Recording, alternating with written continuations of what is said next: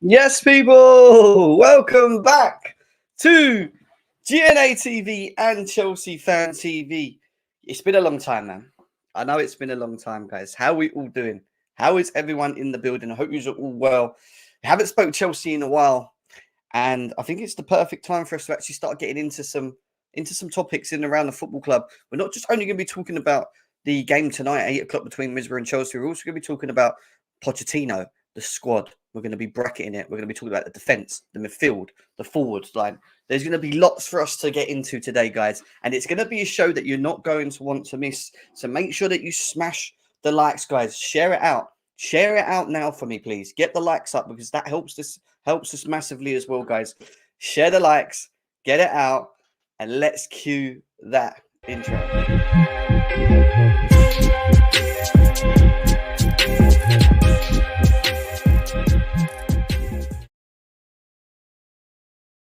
Yes, people! Welcome back to GNA TV and Chelsea Fan TV for a show that was needed. A show that's been, I know I've been gone for a while. I've had a lot on, I'm not going to lie. A lot on. A show that's nice to go back into with you guys. Discussions, topics, everything around Chelsea, transfer news, the game tonight, everything that we've seen of Chelsea up to this point as well. We're going to be discussing everything. It's going to be bracketed. It's going to be broken down. We're going to have the panel back. Couch is in here now. I see he's in here now. Where's the helmet scarf? I see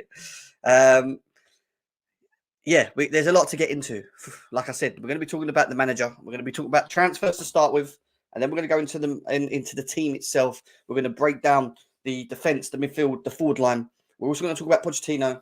Then we're going to talk about today's game and the injury news for that. We're going to be doing our predicted team lineups as well, guys. It's going to be quite a busy show today. I'm not going to lie. It's going to be quite a busy show.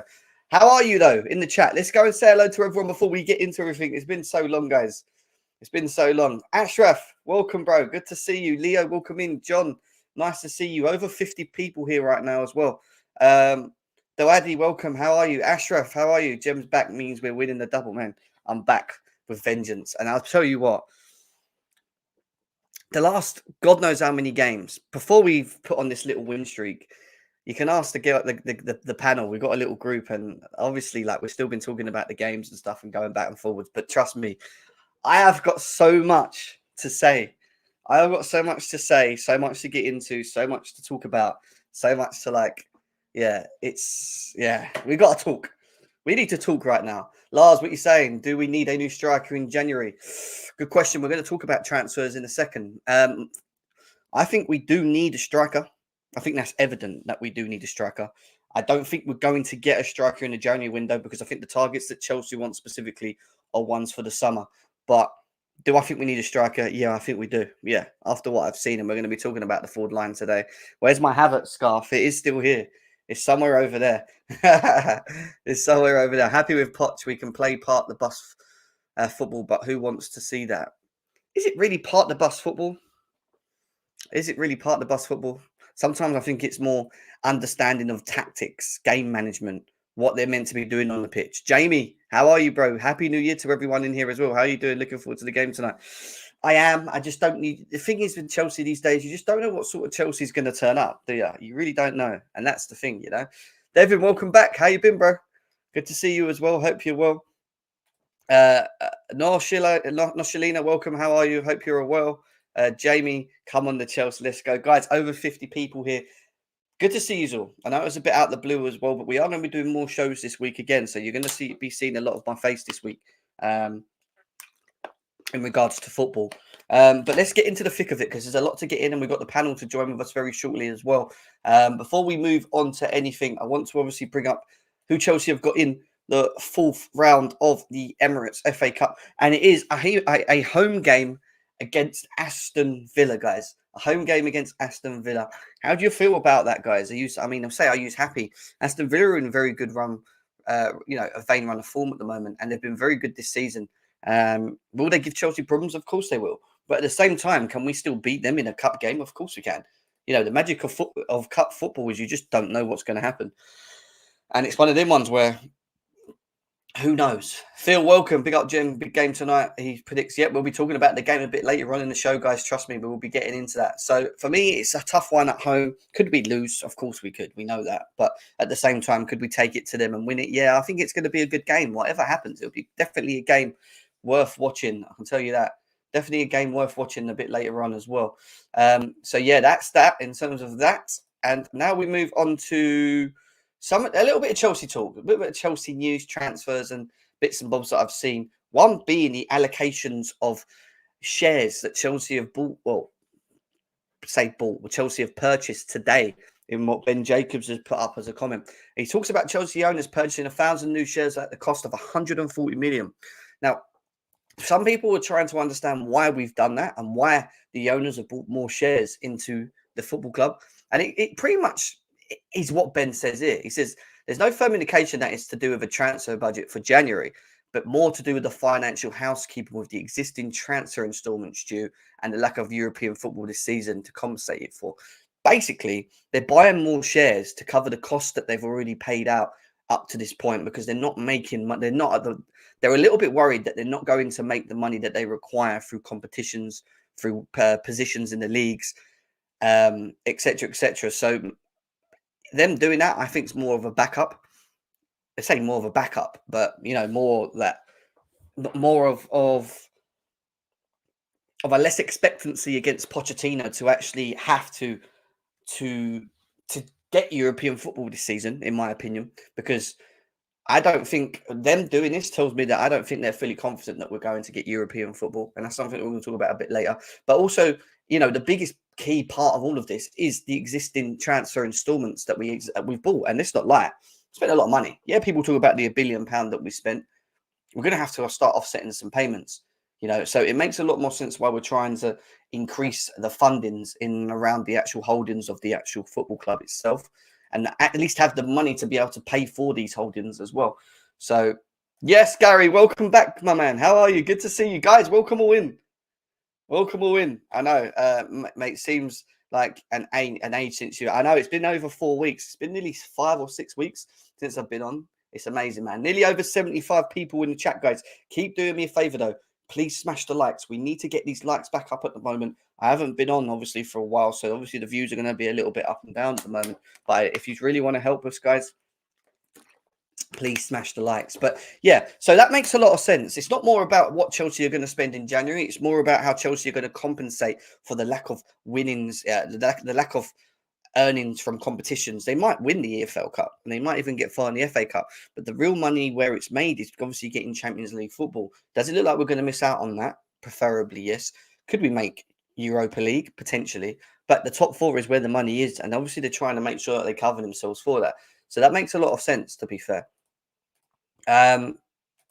From that, I want to move on to transfer talk. There's a lot to get through, guys, so you'll see me flying through things quite quickly. Ian Maatsen, guys, he signs a new deal at Chelsea, valid until 2027 with a 2-year extension, and it will include a release clause. The release clause will be valid starting from summer 2024.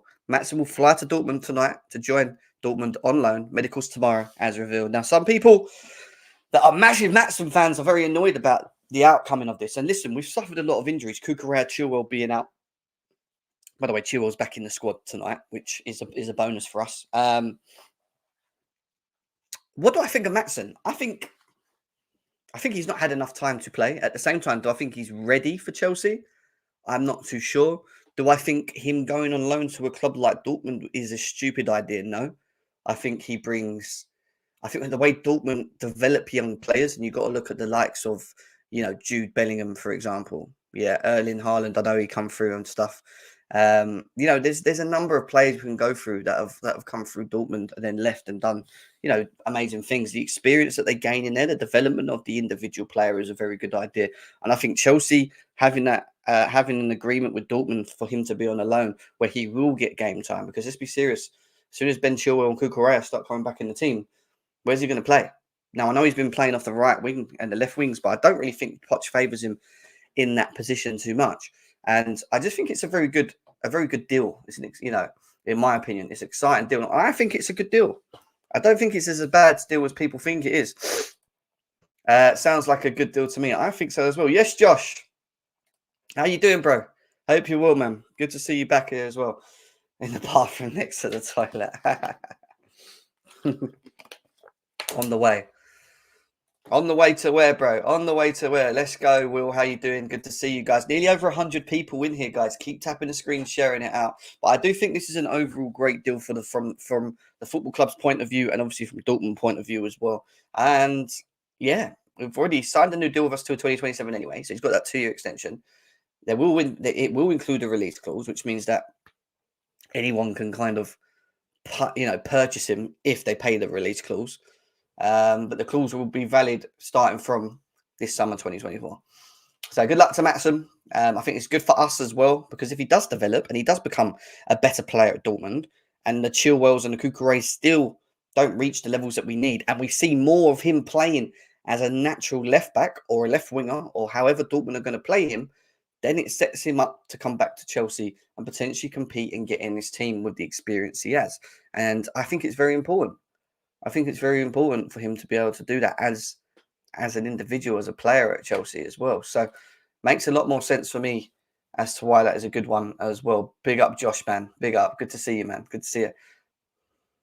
Yeah, we're going to be talking about Poch in the show a bit later on. I think Cuckoo's gone in the summer. Do you think, Gary? I don't know. I think Cuckoo weren't too bad before he got injured. I don't think he was too bad.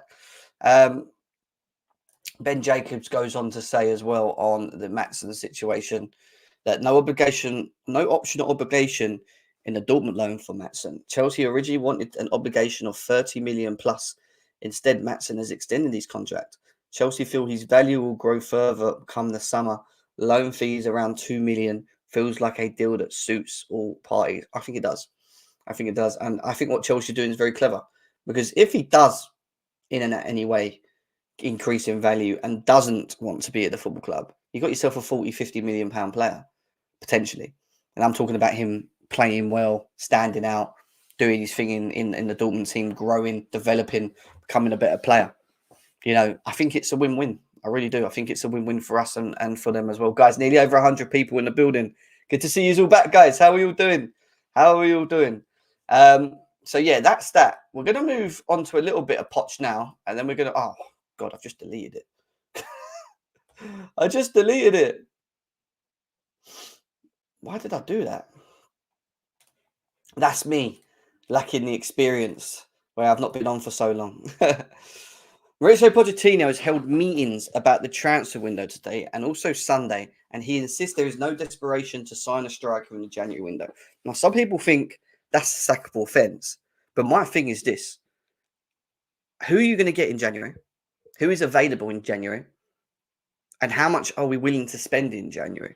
Because if we're not willing to spend 80, 90, 100 million on a player in a January market, which has been done in the past, very rarely, but has been done in the past, why are we going to rush the striker situation? I know Jackson's not there. Brower, some people feel is not up to the levels, which we'll talk about a bit later. And Nkunku hasn't even kicked ball, really, and he's not fully injured, but he's out on injury again. But I don't really want to see him just playing up in the forward line on his own. Who are we left with? Now, I get the desperation to having to just go and buy a strike for the sake of it, but I don't think it's the right idea just to go and spend 25, 30 million and bring in a young player or a Premier League player and just put him up front because we're in desperation and we need to play striker. And then come summer, we go and look at Victor Osimhen and we spend 120 million euros to try and bring him, but we've already spent 40 million on God knows whoever we just bought in January, and another 40 million on Jackson, who's at the AFCON. Brower, you could probably sell, but what you're going to sell him for, really and truly, it's not going to make any sense. As much as I think we need one, I don't think it makes any sense for us to go, we have to do it now. Big up Chelsea boy, good to see you. How are you, Devin? 30 million plus release calls is not bad. Felix, how are you, bro? Bro have many injuries as well after $1 billion spent. If you can't beat them, we are done. Exactly, nobody's available right now. Wait for the big guys in the summer. I just think we've got to stop rushing with it. Yes, Ray, welcome, guys. How are you all doing? Good to see you all. Over 100 people in the chat now. Big up, guys. Good to see you. So, yeah, for me, do we need a striker? Yes, go and get a striker. Do we go and do it in a January window? No, because what's available. And if you have real targets, you don't go and rush these things, right? You don't go and rush these things, and that's the real key for me right there. That's the real key for me right there. Right, we are going to get some of the panel in eventually. Let me just quickly let's see what we got next, because I want to go through some bits and bobs. All right, cool. We'll get back to that in a second. So yeah, that's that. So we move from that onto another comment from here. Guys, keep tapping the screens if you can. Get the likes up, please. Can we get the likes up on here if you can? That would be massive for us. He also then comes out and says this: Pochettino, and we're going to talk about Pochettino later in the show with a panel, by the way. So make sure you stay tuned. Make sure you got yourself comfy. It's going to be a very long and detailed show today, guys. And we want you to all, I want everyone to be getting involved in the chat, sharing and understanding, because it's been a long while since I've been on, and I really want to understand where people's mindsets are with certain things going on at the football club as well. Pochettino says Palmer can play striker, and we have so many players that can play there. The club are assessing the market after meeting on Sunday. FFP is not an issue, and the club do not need to sell to buy. Well, they've made it very clear. Well, Pochettino's made it very clear that FFP is not an issue. I don't think we're stupid enough to have an issue with FFP with the current new owners, personally. I think they find loopholes. I think they probably understand where and how far they can extend to the rim, like how they can, get to the point where there's a limit and they can play on the limit, in my opinion.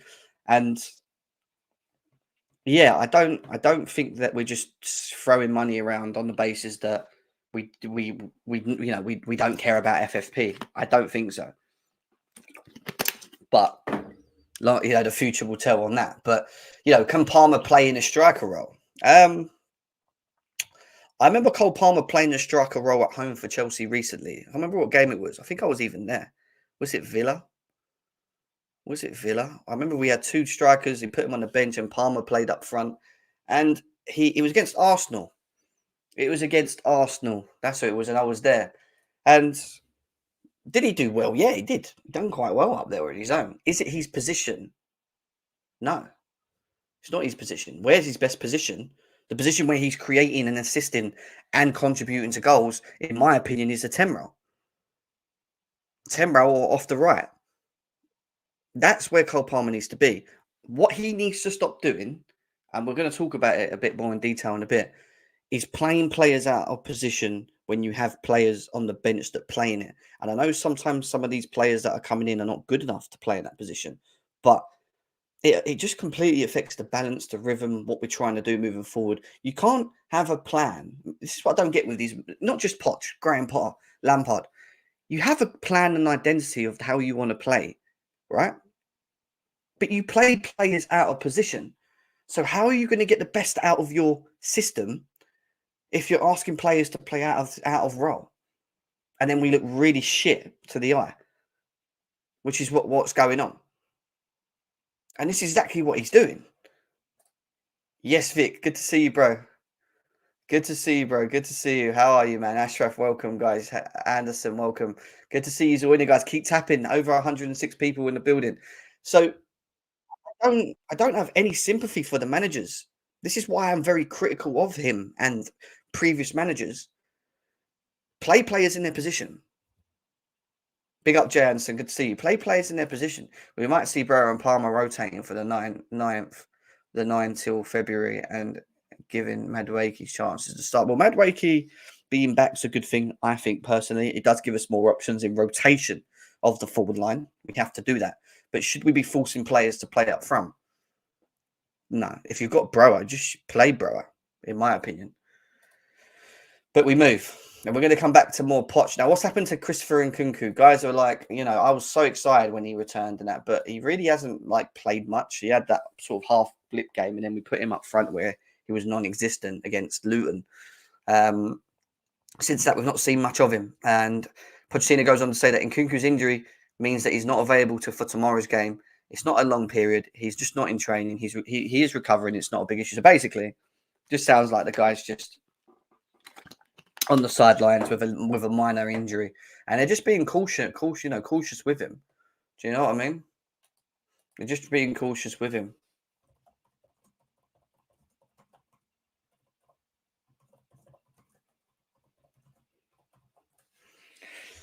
Jump in. Yeah, there we go. I've just asked someone on the panel to jump in as well. So I think he'll be all right. And Kugu, Lavia, and Carney are so unlucky this season. It's a shame we've not really been able to see the best of the Nkunkus, the Lavias, the Carneys. You know, we've not been able to see enough. And it's a shame because when they do come back, and fingers crossed the Lord, eventually this football club has a team that is fully fit and available for once, which is never going to seem like it's going to happen, and it hasn't happened for the last 3 years. It will feel like a new signing, in my opinion. Having the availability of these players will feel like new signings in itself.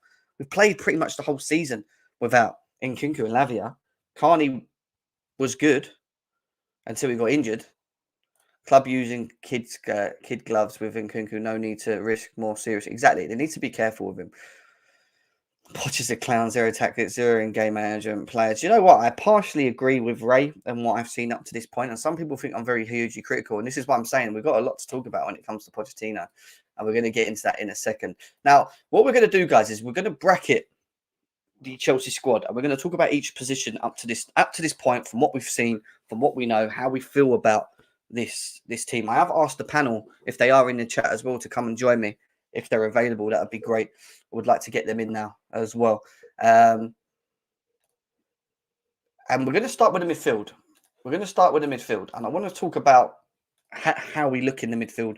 Have we suffered injuries? Yes. But I want to talk about the specifics of certain players. And Conor Gallagher is one that you could probably say has been one of the standouts, if the standout under the Poch era. In terms of improving players and making players look better, has Pochettino made Conor Gallagher look good? Yes. Has Gallagher improved under Pochettino? Yes, compared to the past seasons. Conor Gallagher staying at Chelsea is massively important for the time being. 2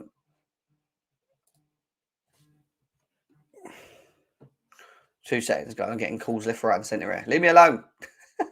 Stop calling me. Guys, hit the likes, please, as well. I massively appreciate it. So it goes on to say, this is the other side of the coin. He says, Poch's most important player, captain, best performer in the midfield so far, 0 off-field dramas. I fully know Gallagher is replaceable, but not for Poch. If we want Poch to turn things around, then he must be able to keep the players he wants. Now, has Conor Gallagher swayed me in his performances of recent? Yes. Do I think that he's off the ball, hard work, even on the ball to a degree, he's got better? Yes. Do I think he should be in the team in the future and playing and leading us and playing every game that we have available, provided he's fit? No. I still don't think he should be. Now, why I think he's been very good, equally the Chelsea Football Club itself has been very bad. The squad itself has been very bad. The performances of the overall team have been very bad. You know, the qualities of the young players that we have available and what Poch should be doing in getting the best out of these players has, in my opinion, has been a failure up to this point. Now, is it a case of that we're in a period of transition and, we need to give more time to it, and, we've just brought too many young players and, that's why they're not all clicking together and they've not really played together and blah, blah, blah, blah, blah. Yeah, all of that comes to, you can't ignore that. You can't ignore that. Can this team get better with experience, with more games under their belts, with be staying fit, being available? Yes. If Lavia, Caicedo, and Enzo, and we're talking strictly about the midfield at the moment, no one else, just the midfield. If all of these players are fit and available, I'm going to ask you guys this in the chat. Who would be your starting pivot? If all of the players in the midfield right now were available up to this point and fit, Conor Gallagher, Enzo, Caicedo, Lavia, who would be your starting two? Who would be your starting two in the pivot? I'd be really intrigued to know in the chat what you guys have to say. Stop with the Dybala, guys. Not going to happen. Injury prone. Dybala, I've never been a massive fan of him. I'm not going to say. Just get Benzema on loan for 6 months till summer. Right. Because I can tell you right now, for me, it would probably be... It's a tough one. because I think if it's a pivot, I think you could probably play a Lavia Caicedo. I think you could do that. But then equally, I would like to see Enzo with Lavia, because I think Lavia is more of a sitter, and I think you need to play all three. It's hard. I've said a pivot, but I want to see, my ideal want to see is Lavia, Enzo, Caicedo, and I want Caicedo and Enzo to be more of the like eights pressing, and Lavia just to sit. But I don't think you do that unless you're playing. I don't think you do that unless you're playing a Man City or a Liverpool, someone like that, in a 4-3-3. And equally, if you do play them three, you lose an attacker. You can't play the 10, which means Cole Palmer can't play in the natural position that he wants to play in, so he would have to play off the right. That means then Mudryk or Sterling have to play on the left. And that's without even talking about Nkunku. Because when does Nkunku fit in at this? Because in theory, Nkunku, when he's fit, will have to play. He'll probably play off the left. You play Palmer off the right. And then who do you play up front? Jackson? Brower? But then you've got Sterling. You've got Mudryk. This is the thing. I don't think you can play a low block team at home with a 4-3-3. I don't think you can play a 4-3-3 with Lavia, Caicedo, Enzo in a low block at home at the Bridge. I want to see that, and I think that would look really good on the eye. And I'd love to see Caicedo just going around the pitch, breaking play, but not having to worry about being the last man all the time, which is what he's doing at the moment. And I'd love Enzo to have more or less defensive duties to allow him to be more effective to pick the ball up and play the balls and do what he needs to do because of Lavia being in the team. But then you lose Cole Palmer in the 10. And I think you can do that in the bigger games, but in the low block games, do you need all three? No. So if it's just a pivot, and I'll ask Couch, if it's just a pivot, Couch, welcome. Nice to have you back in here, obviously. If you had a fully fit midfield of Gallagher, Enzo, Lavia, Caicedo, who would be your pivot?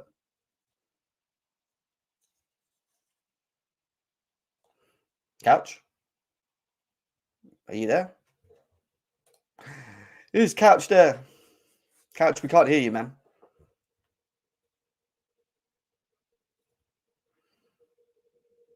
Can't hear you, bro. You're going to probably have to come out and come. Oh, there you are. Yeah, I can hear you now. Sorry. I had to set up my settings here. You know how I am with that. I'm the worst. This is like, you remember we used to do the streams and I'd be like, yeah, man, I can't get this. It's getting this crazy echo going on. Jim, what am I supposed to do here? Right? It's just, anyway, it's straight. Yeah, but we shouldn't be playing Caicedo in a lone DM, Ashraf. That's my point. We're playing him because we're forced to play him there. Is he a lone DM? Look, I'll ask you, did you hear my question? Did you hear what I asked you originally? Yeah, of course. Who should we play in the pivot? Yeah, what would be your pivot? I mean, you know how I feel about this. I think that like the players that we depend on for wins and losses are the ones that have the biggest price tag on them. So if I'm playing a pivot right now, I'm playing Caicedo and Enzo because those are the guys that create the environment for us to be conducive to winning when they're at their best. Lavia is still a wild card for us. Like as much as I've advocated him from, I can't even tell you how long I've been advocating for him. He's still a wild card. He's still he's just turned 20. He's not played a lot of football. We can't really depend on him to be the guy to to rectify the errors in this midfield at this point in time. He needs some time. So if you're asking me today, it's it's Caicedo and Enzo. And for the reasons that you said as well, and the reasons for you said as well, like also because, if we play with a midfield three, we take an attacker off. What is our biggest problem? It's really scoring goals and staying on the neck of the opponent. Like we score one, then we fall away, and then, we get counterpunched every now and then. So for me, we need to have as many attackers on the pitch as possible because we just don't know where the goals are coming from. If you are right and Palmer's best position is the number 10 and he's been most successful there, I don't know if that's necessarily true. I think he's been good anywhere he's played. I think he's been good at striker. I thought he was good at number 10. I thought he was good on the right. Yeah, but it's best position for me watching him and how he controls the game more so, in my opinion, has been where he's been playing just behind and he can drop in deep, pick the ball up, turn, table over the Yeah, top, behind. you're not wrong. I wouldn't say that that would be wrong. I would just say that he's been good everywhere. So it's about like Yeah. where, you know, what can you get out of him? What do you need from the squad? Where's the balance in the squad? If he's playing in the number 10, what's happening out wide? If he's playing on the right, Well, what's happening in the middle, right? we're going to go to the forward line because again, what I Yeah. want to try and do is bracket it at the moment. I want to just try and stay with the midfield at the moment because Hmm. going back to the beginning of all of this, my point being Hmm. was Conor Gallagher and Poch, and who has he got the best out of? Yes, Conor Gallagher, that's a big tick. But equally, has he got the best out of Enzo Fernandez? Has he got the best out of No, Caicedo? He's no. not. So, is it an issue? I'm not saying it's a bad thing that Gallagher's playing well because equally, I think it's important. Don't get me wrong, but is it an issue that Conor Gallagher is managing to? I don't know is playing very well under this Poch system, but equally the ones that we bought in for so much money are not. And does it mean that under Poch, Gallagher becomes a starter, and is that a problem in itself as well? 100%, 100%. We had this discussion Mm, with Winter Surfer and Chez the other day, and it's just bang on. Like mm. if Gallagher is your best player of the season, there's something wrong. If wins and losses are dependent on Gallagher's performance, there's something wrong, right? The fact that he's been able to coax good performances out of Gallagher and not get the money players to start, really hitting their stride is a problem. That's a big, big problem. There's no other way to look about it. Like I said, wins and losses for me should be dependent on the money players, the Mudricks, the Caicedos, the Enzos and whatnot. Those guys aren't playing their best football, and we're just scraping by wins. That's an indictment on the manager for me. He has to be able to coax good performances out of our most gifted players. That's what it's People, all about. yeah, people want to grill Enzo and Caicedo for their performances this season. Don't get me wrong; they've not been pretty. And obviously, Aaron's referred to the Man United game where it was awful. We'd had no midfield, yeah, and it was not good. But equally, I keep saying this, yeah, and people go, yeah, but you got to point the fingers at the players as well. Yeah, equally, their performances may not be to the levels that need to be required. But tactically, I watched us in that game, and we was not playing a pivot. Like Enzo's position of being asked to play further up the pitch. Why is it that Enzo Fernandez, right, is always one of the, or if anything, the furthest player in our attack when we try and score when we play it out on the sides? Why is he the one that's running in the boxes and trying to like score headers and flicks and things like that? Why is he doing that? Well, I Is he mean, doing you need runs from the midfield, right? Like especially if we're Yeah, playing like no, but that's fine. I get that, but when you're playing a pivot where you want them to be close, then clearly the instructions aren't. We want you to be close, is it? If you're asking well, I mean, your I think it's make just one in phases, though. I think it's what phase of the game you're in, right? Where we're building from the back, you might want a double pivot there and build from there, and then as you get into the final third, it maybe goes to a 4-1-4-1, and you're asking for Enzo to get in the box and score goals. I just don't think that it's as and the problem that I have with that is that like usually what we do is we turn the ball over in that final third, and then we're being counterattacked, and then we just have no shape to hold it together. So Yeah, yeah, it's yeah. Go ahead. people want, people want to target Caicedo when we're hit on counters, yeah. But all right, he makes silly fouls and breaks and whatever. But some of them are tactical, and at the same time, I feel a little bit sorry for him because I actually think he gets a lot. Like we spent a lot of money for him, and I still think the best of him hasn't been shown yet. And do I Right. think do I think it's more of a tactical issue, or is it a bit of both? I think it's a little bit of both. I think he's still trying to find his feet, but at the same time, do I see the qualities when he is on the pitch to when he's not on the pitch? When he wasn't on the pitch for that one game, was it against Newcastle? I think it was away where we absolutely got slaughtered. Yeah. You know what I think it is, Jim? Like honestly, like with the Caicedo and Enzo thing, Mm, it's just the details. Like I was saying the other day, it yeah. really is just focusing on the minor details. And like to be honest, these guys haven't played a lot of professional football.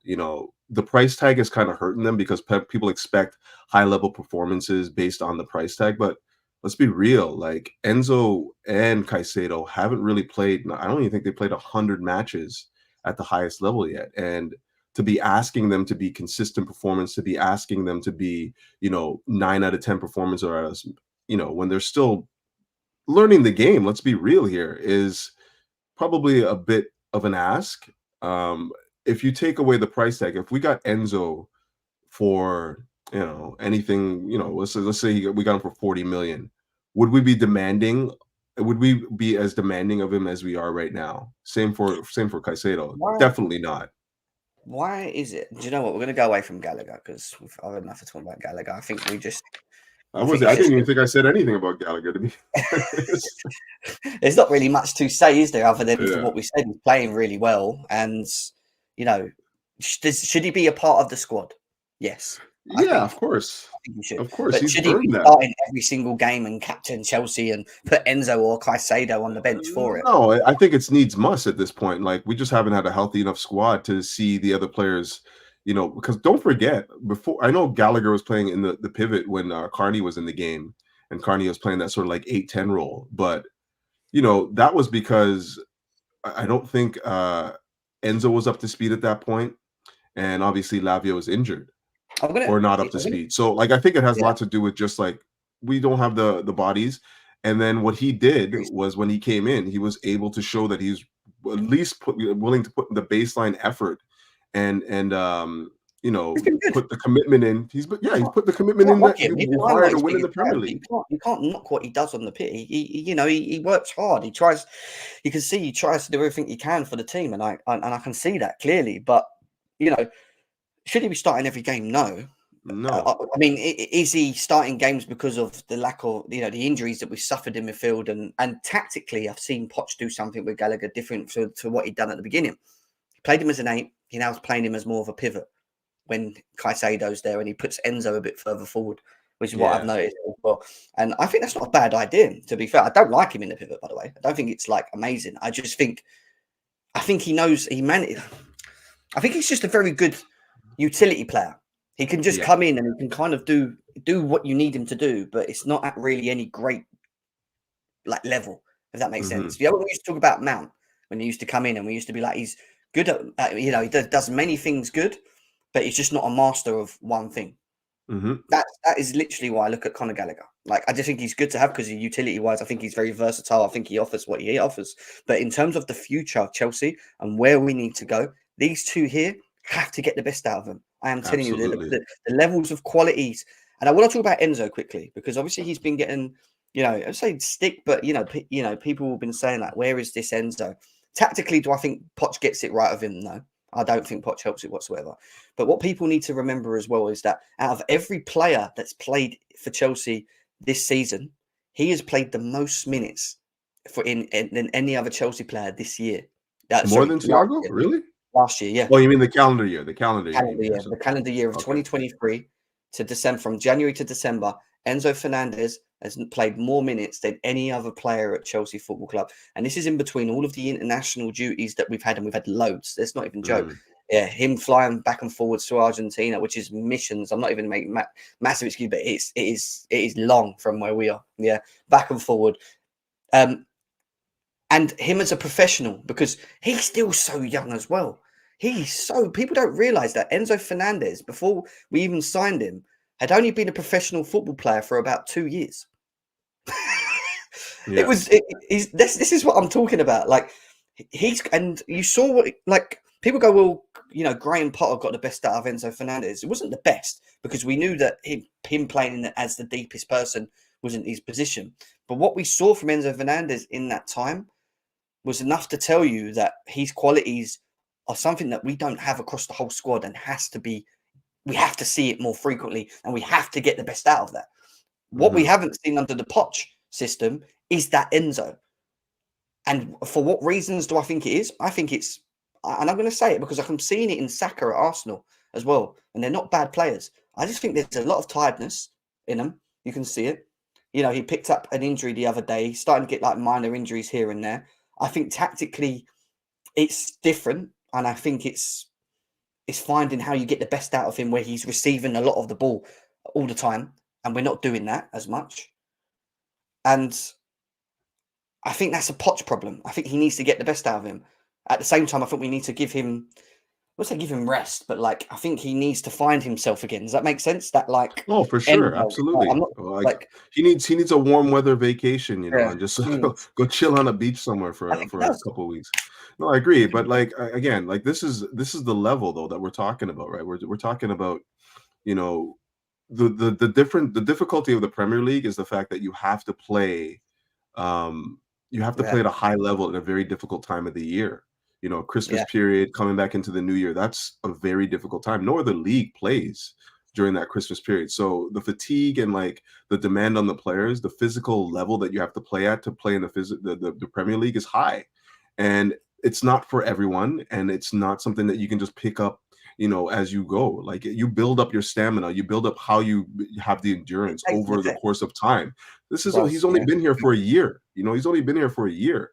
He hasn't really come to grips with the pace, power, and the endurance that you need to play in the Premier League. That's what it looks like to me. He looks like half the time he's playing well, and then it falls off, because he's not really got the fitness there yet. So Caicedo different. I think that Caicedo is just not really. I think the weight of the transfer fee has just been on his neck. He wants to be a Chelsea legend. He wants to be a difference maker in this side, and he has been for the most part. I think he's been pretty good. It's just games where you expect the details, like the small details, for him to be switched on and know that, it's better for me to just like hold position here than try and dive in and tackle here. When he's trying to like dribble out of trouble and you expect him to just like clear it out of bounds just to relieve pressure and stuff like that. It's just those small little details that I think sometimes, and then sometimes he's got to mark the top of the box and stuff like that, and he just leaves it wide open. It's small details for me that these guys have to get for them to reach their true potential. And it's not far off. Let's be real here. We have a good squad. We have a good young squad. It just takes time. It takes, a little bit of it's time. And like, you have to build up your level, your fitness levels to match the energies that's needed to compete in the Prem. And we're not doing that right now. We don't have guys that are fit enough to play. AJ. Yes, sir. The TikTok masters in the building.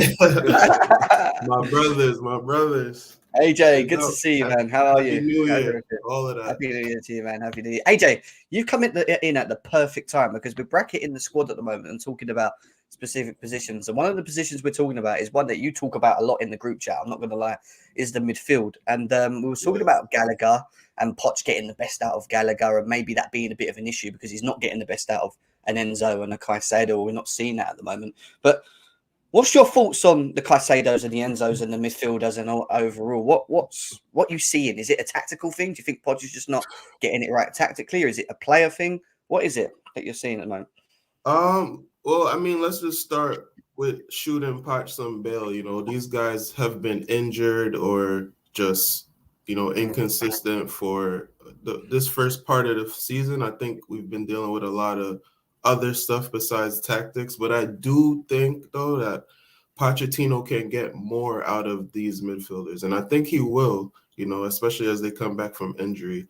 Yeah. But we do have a few midfielders that are kind of similar. Like, I'd say Lavia and Caicedo are a little bit similar, but we haven't seen them yet, and they're young, so they're moldable. So it's something that Poch could work with. But for right now, I do think we're not getting the best out of them. And I agree with Knight to a degree. I do think that we have the skill level to be in a European spot. I just think that, have we suffered from injuries this season? Yes. 100%. Like, people can't ignore that. I don't know. Like, I don't understand how that's not, you can't ignore that. Like, that is a massive thing. Like, we came from 10th last year, and we bought a bunch of players, and half of them have been injured the entire season. We can't. You can't expect. It's not bullshit, right? It's not. You can't ignore it. You can't ignore the fact that we've not had a fully fit midfield, or an Nkunku, or a Reece James, or a Gusto, or everyone. Two left backs got injured, Chilwell and Cucurella. Like, it's important. Our keeper got injured, man. Like keeper got injured. Actually, for the better. I think Petrovic is actually good, to be fair, from what I've seen of him. So he's he looks all right, doesn't he, Petrovic, to be fair? I don't think he's been tested myself, but yeah. He's, when he has been called on, he's been good. I don't like his distribution either. Yeah, that's me. We'll get into that. But no, look, listen, do I think the pivot moving forward should be Enzo Caicedo? 100%. That has for me, that has the right, chemistry in terms of this team going forward. And, winning consistently with a solid midfield. Is Enzo's defensive capabilities great? No. We know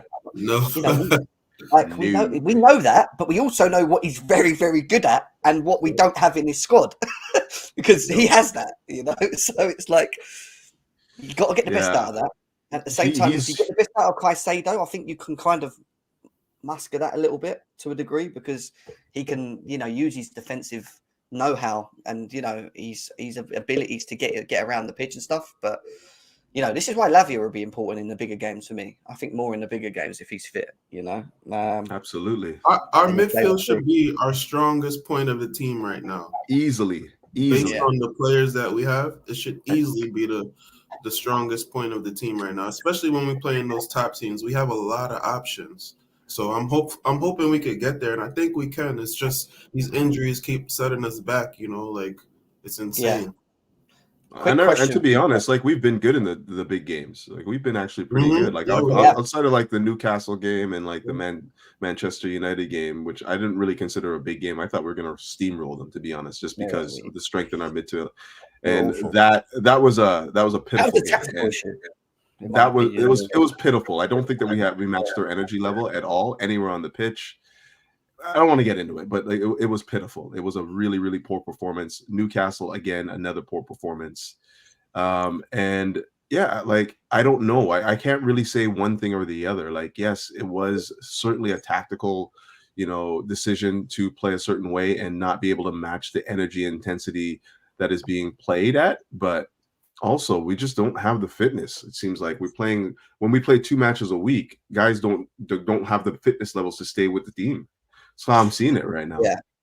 I want to ask you quickly a question on Santos in a second, but I actually want to quickly. I did speak on this Carlito actually at the beginning of the show, and people were asking about the 140 million of shares that Chelsea bought in the Chelsea holdings of recent, and it's clever on the basis of not from a transfer side of point, but also from the point of covering the amount of transfers we've already done and the injection and the money owed that we're going to need. And I think it makes a lot more sense why they've done that, because European football at the moment is not a certainty for Chelsea. Where you make money in the Premier League is finishing in the top 4.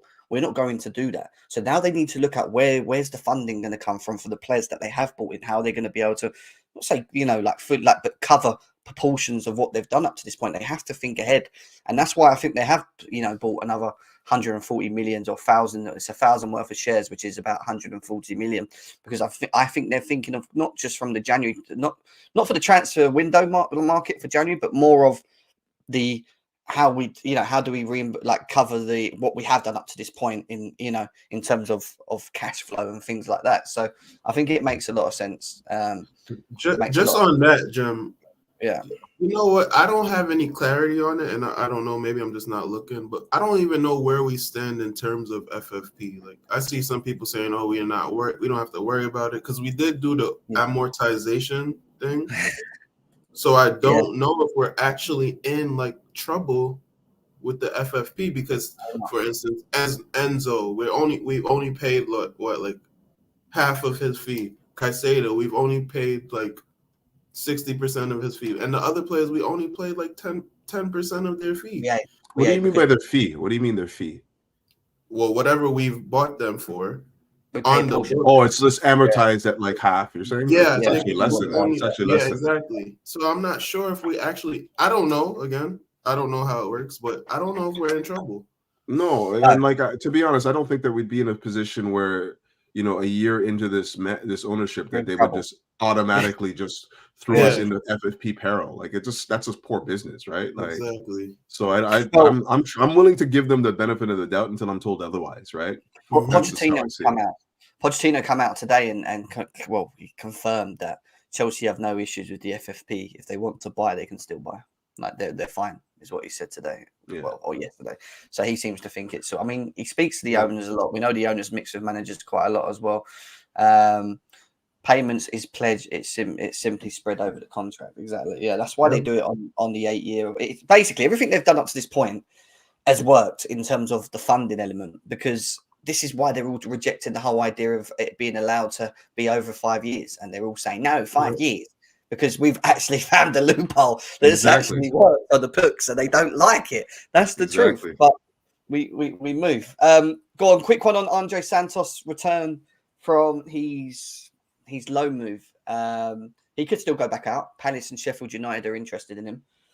What do you do with him? Do you keep him? Do you let him go? It depends. Again, we were in a chat. Like me and Don went back and forth for a minute. I was in my work schedule and I just like texted Don.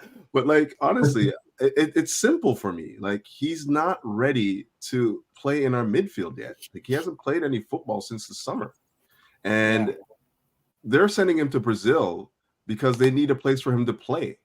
You know, if we were in dire right as at this point right now, we are in dire need for midfielders. If there's any situation that he should be coming back and playing right now, right away, if he was ready, it'd be now, because Alavia's out, Leslie's out. You know, obviously, Enzo is just recovering from like a hernia or something like that. This is the precise moment where you expect him to come in and give us minutes, and they're sending him to Brazil for a month when ultimately, you know, it's this first month that we're probably going to need him the most. So I just don't think he's ready. I think he's a good player. I think he's going to be, you know, if he can get the reps in and play some football elsewhere, he's going to be a good player for us. But as of right now, if we have a fully healthy midfield, he's not ahead of Leslie. He's not ahead of Lavia. He's not ahead of Gallagher. He's not ahead of Enzo. He's not ahead of Caicedo. So where do you see him? You know, and like you can't say, well, if they're going to get injured, they're going to get injured, so we have to keep him. That's not good enough for his development. He has to be playing a lot. Well, his development was slightly burnt by sending him to Nottingham Forest, in my opinion. Yeah, totally. Let's be serious. We burnt, and I think that falls on the club itself for doing that in the first place. You know, but you know what they've done with Maatsen is what I think they should have done with him. Just find him a nice little club where they develop players very well. Nottingham Forest haven't got a great, from what I know of, a great development type of. No, they don't. You know, but it was a Premier League loan. They were thinking this is a Premier League loan. He's going to get a chance to play. And eat it, Josh, eat it.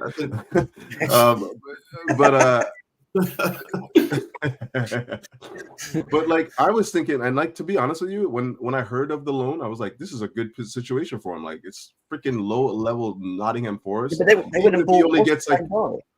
Even if he just gets like a few cup games or like, you know, a cameo in a few of the Premier Leagues, like 30 minutes here and there, it's going to be a good position for him to be in because it's a Premier League loan. He can get up to speed quickly with how this league is at, with the speed that this league's at. And they hadn't played him for a number of reasons. Obviously, they bought a bunch of midfielders. But the other thing to that is, but here's the thing I don't understand. Like people are like, I've heard people still say we should have just kept him. I'm like, well, if he can't get into Nottingham Forest's midfield, how the hell is he going to get into ours? Like, there's no chance, man. Like, what are we talking about here?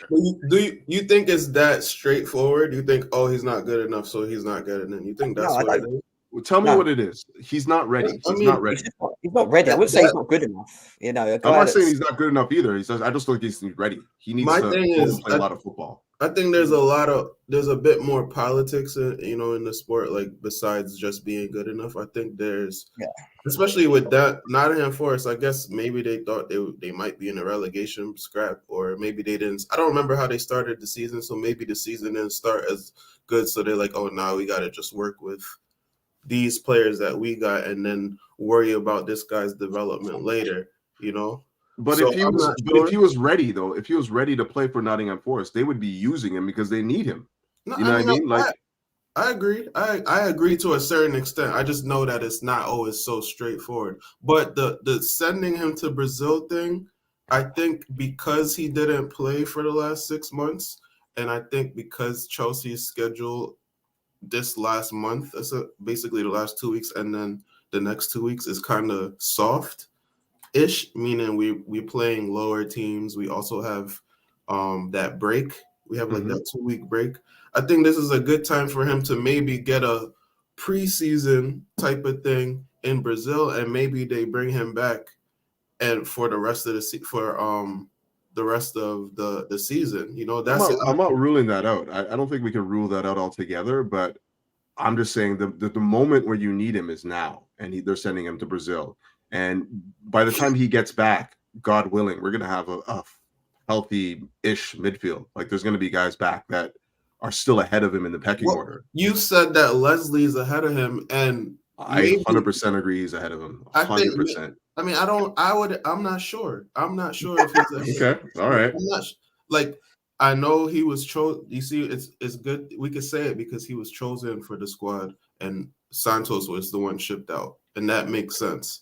And you know what else? And you know what else about that too? Like, keep in Mhm. mind, Leslie didn't play in the preseason for us. He No, he played, didn't. a couple training sessions. They're like, all right, we're keeping this guy, and we're sending Santos on loan.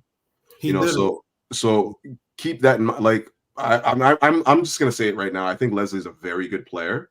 He needs reps as well, but he's a very good player, and his stature in the game. Like, don't forget, he's played in Europe. That's another thing too. He was playing at a high level in France. Playing against PSG and playing well against them as well. Like, they're different levels. They're not different levels. I would say that they're at different stages in their development at this point in time, just based on the fact that he's played more football at a higher level. I think the reason Leslie gets picked over Santos, and I think it looks more. I think when you look at it more from a preferable status of their overall abilities on the pitch and what they offer, Leslie's more of a sitter, something that we lack a lot of. As with Santos, I think he's more of an 8. And I think you've got But the whole preseason he's played as a 6 though. The whole entire preseason he played as a 6. Yeah, but it was never going to be a 6 going in the Premier League. So where do you see? You see him as an 8? I think we didn't have any 6s in the preseason for like most of it. Caicedo was injured or he just wasn't signed up yet. So I think when Christopher Nkunku came back into the team recently, did you not see what Poch did? I even read it in the group. Did you not see what Poch did to the formation? Yeah, he started reverting back to the same system as what he played in pre-season, which he hadn't done all season.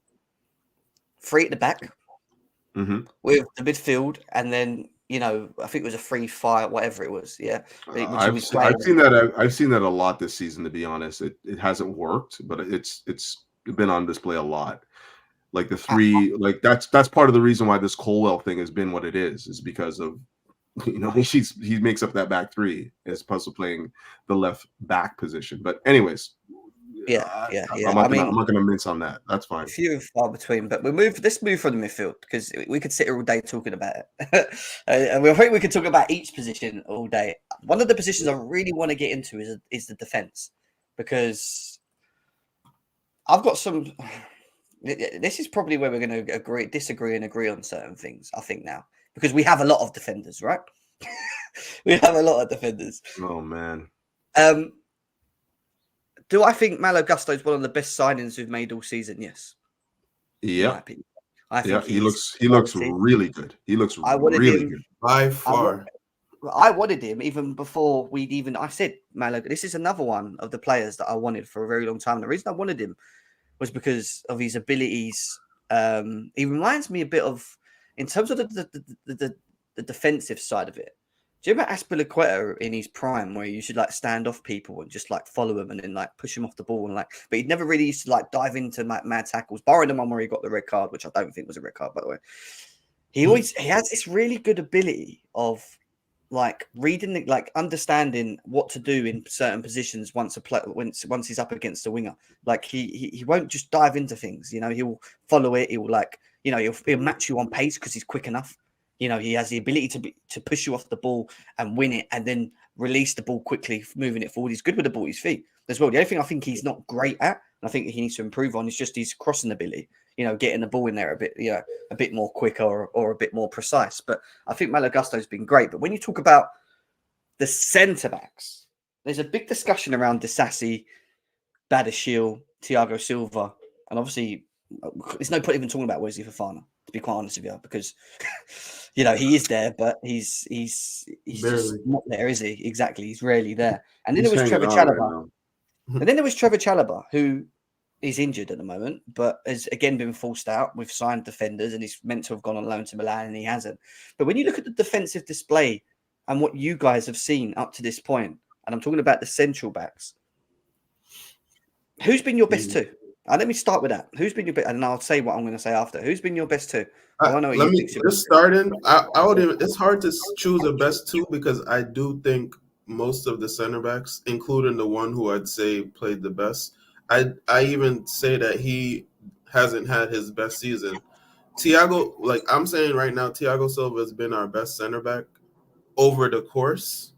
But there was a point in the team, in the season so far this season, where I was even calling for him to be dropped, because I do think with him on the field, it does affect us a little bit in terms of how aggressive we can defend or how much space we can close, how high we can move up the pitch.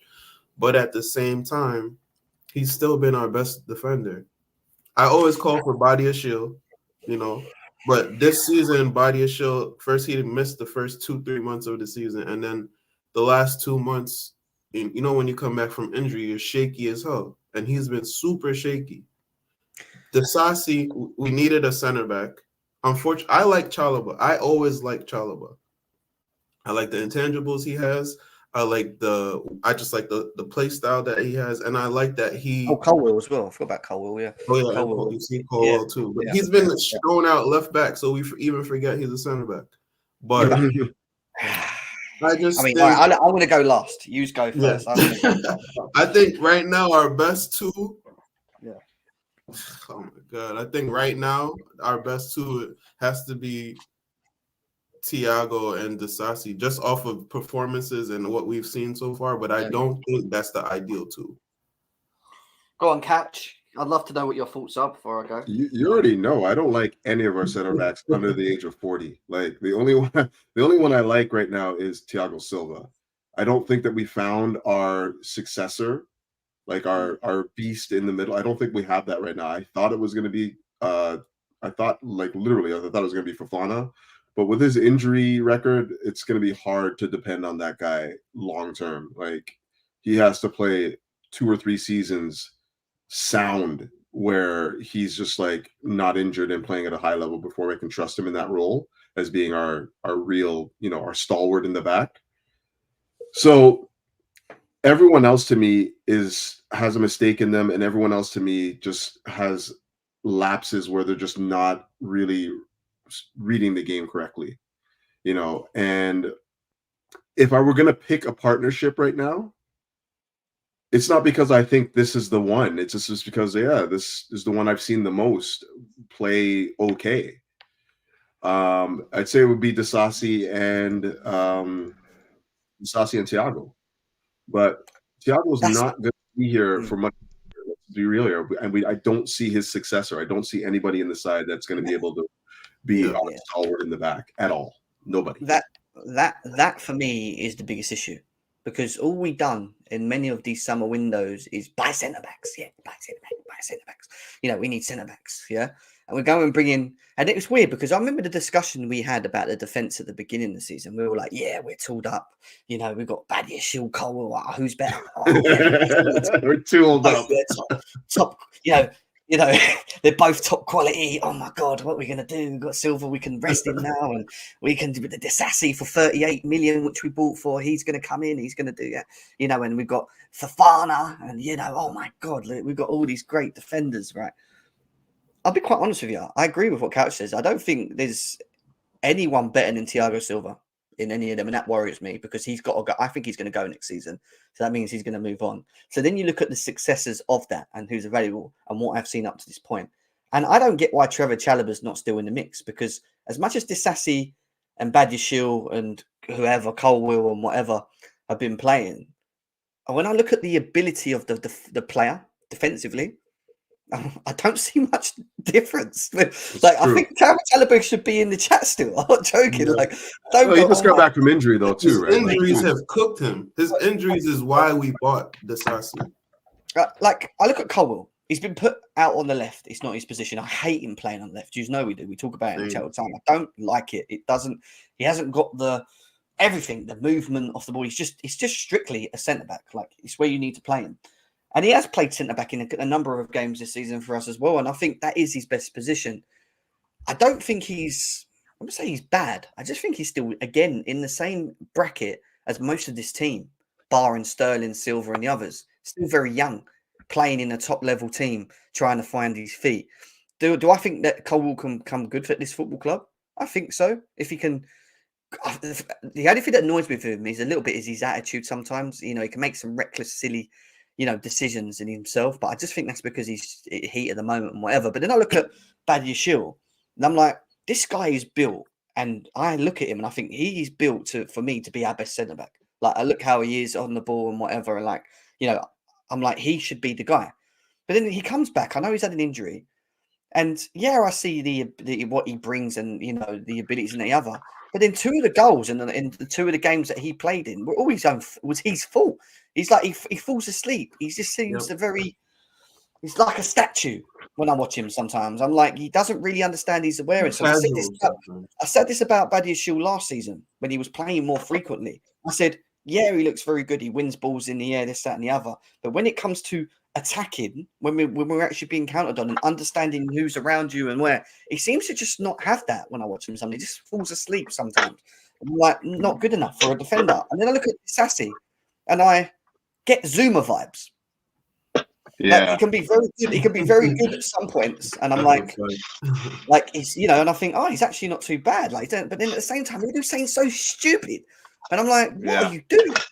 Yeah, Like, you're like, are you getting paid that much to do something as basic, like make an error as bad as that? And it's like, look, you've got the Bojo gene in you as well sometimes. And I'm looking to myself, and I'm like, who's going to step up after Thiago Silva in his team?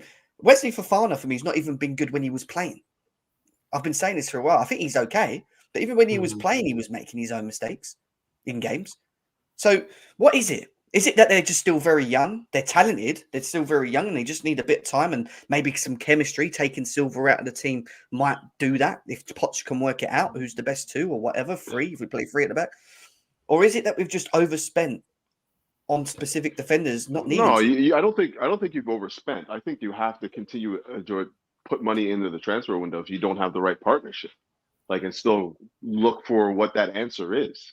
And I think that's kind of what they've done. But, like, to be honest, if you want to, one of the problems that I've seen so far as well is not, I mean, it's the double-edged too, because you're looking at it one way, you're like, okay, well, we don't have a partnership because we keep switching it up. You know, we have a different center back pairing every week, it seems like. And how do you get like a communication understanding established if you have a different partner every week, right? Yeah. But at the same time, you're kind of like, okay, well, if I can't rely on these guys, you know, I don't know what the partnership is. So how do you you know, like, how do you say, okay, well, I'm going to trust these guys this week, and when everyone is pretty much at the same level? So I don't know what the answer is, but I don't think that we're at a point right now where we can say that we're done with the center back market. We got to go back and buy again. I'm sorry, we just have to. There's no way around it for me. My thing is, you know, I'll shoot them some bail because they're all young. They're all young, and you know, certain positions most positions you get better as you get older, but definitely a center back and a goalie, you get way better as you get older, just because your knowledge and reading of the game just gets that much faster and that much quicker and that much stronger. So I do think they have.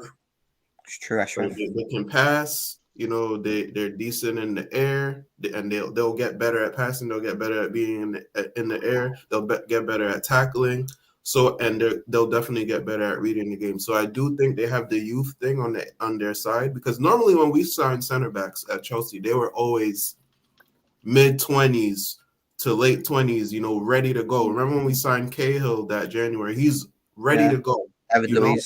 So it's a little different in the center back position when it comes to the experience thing.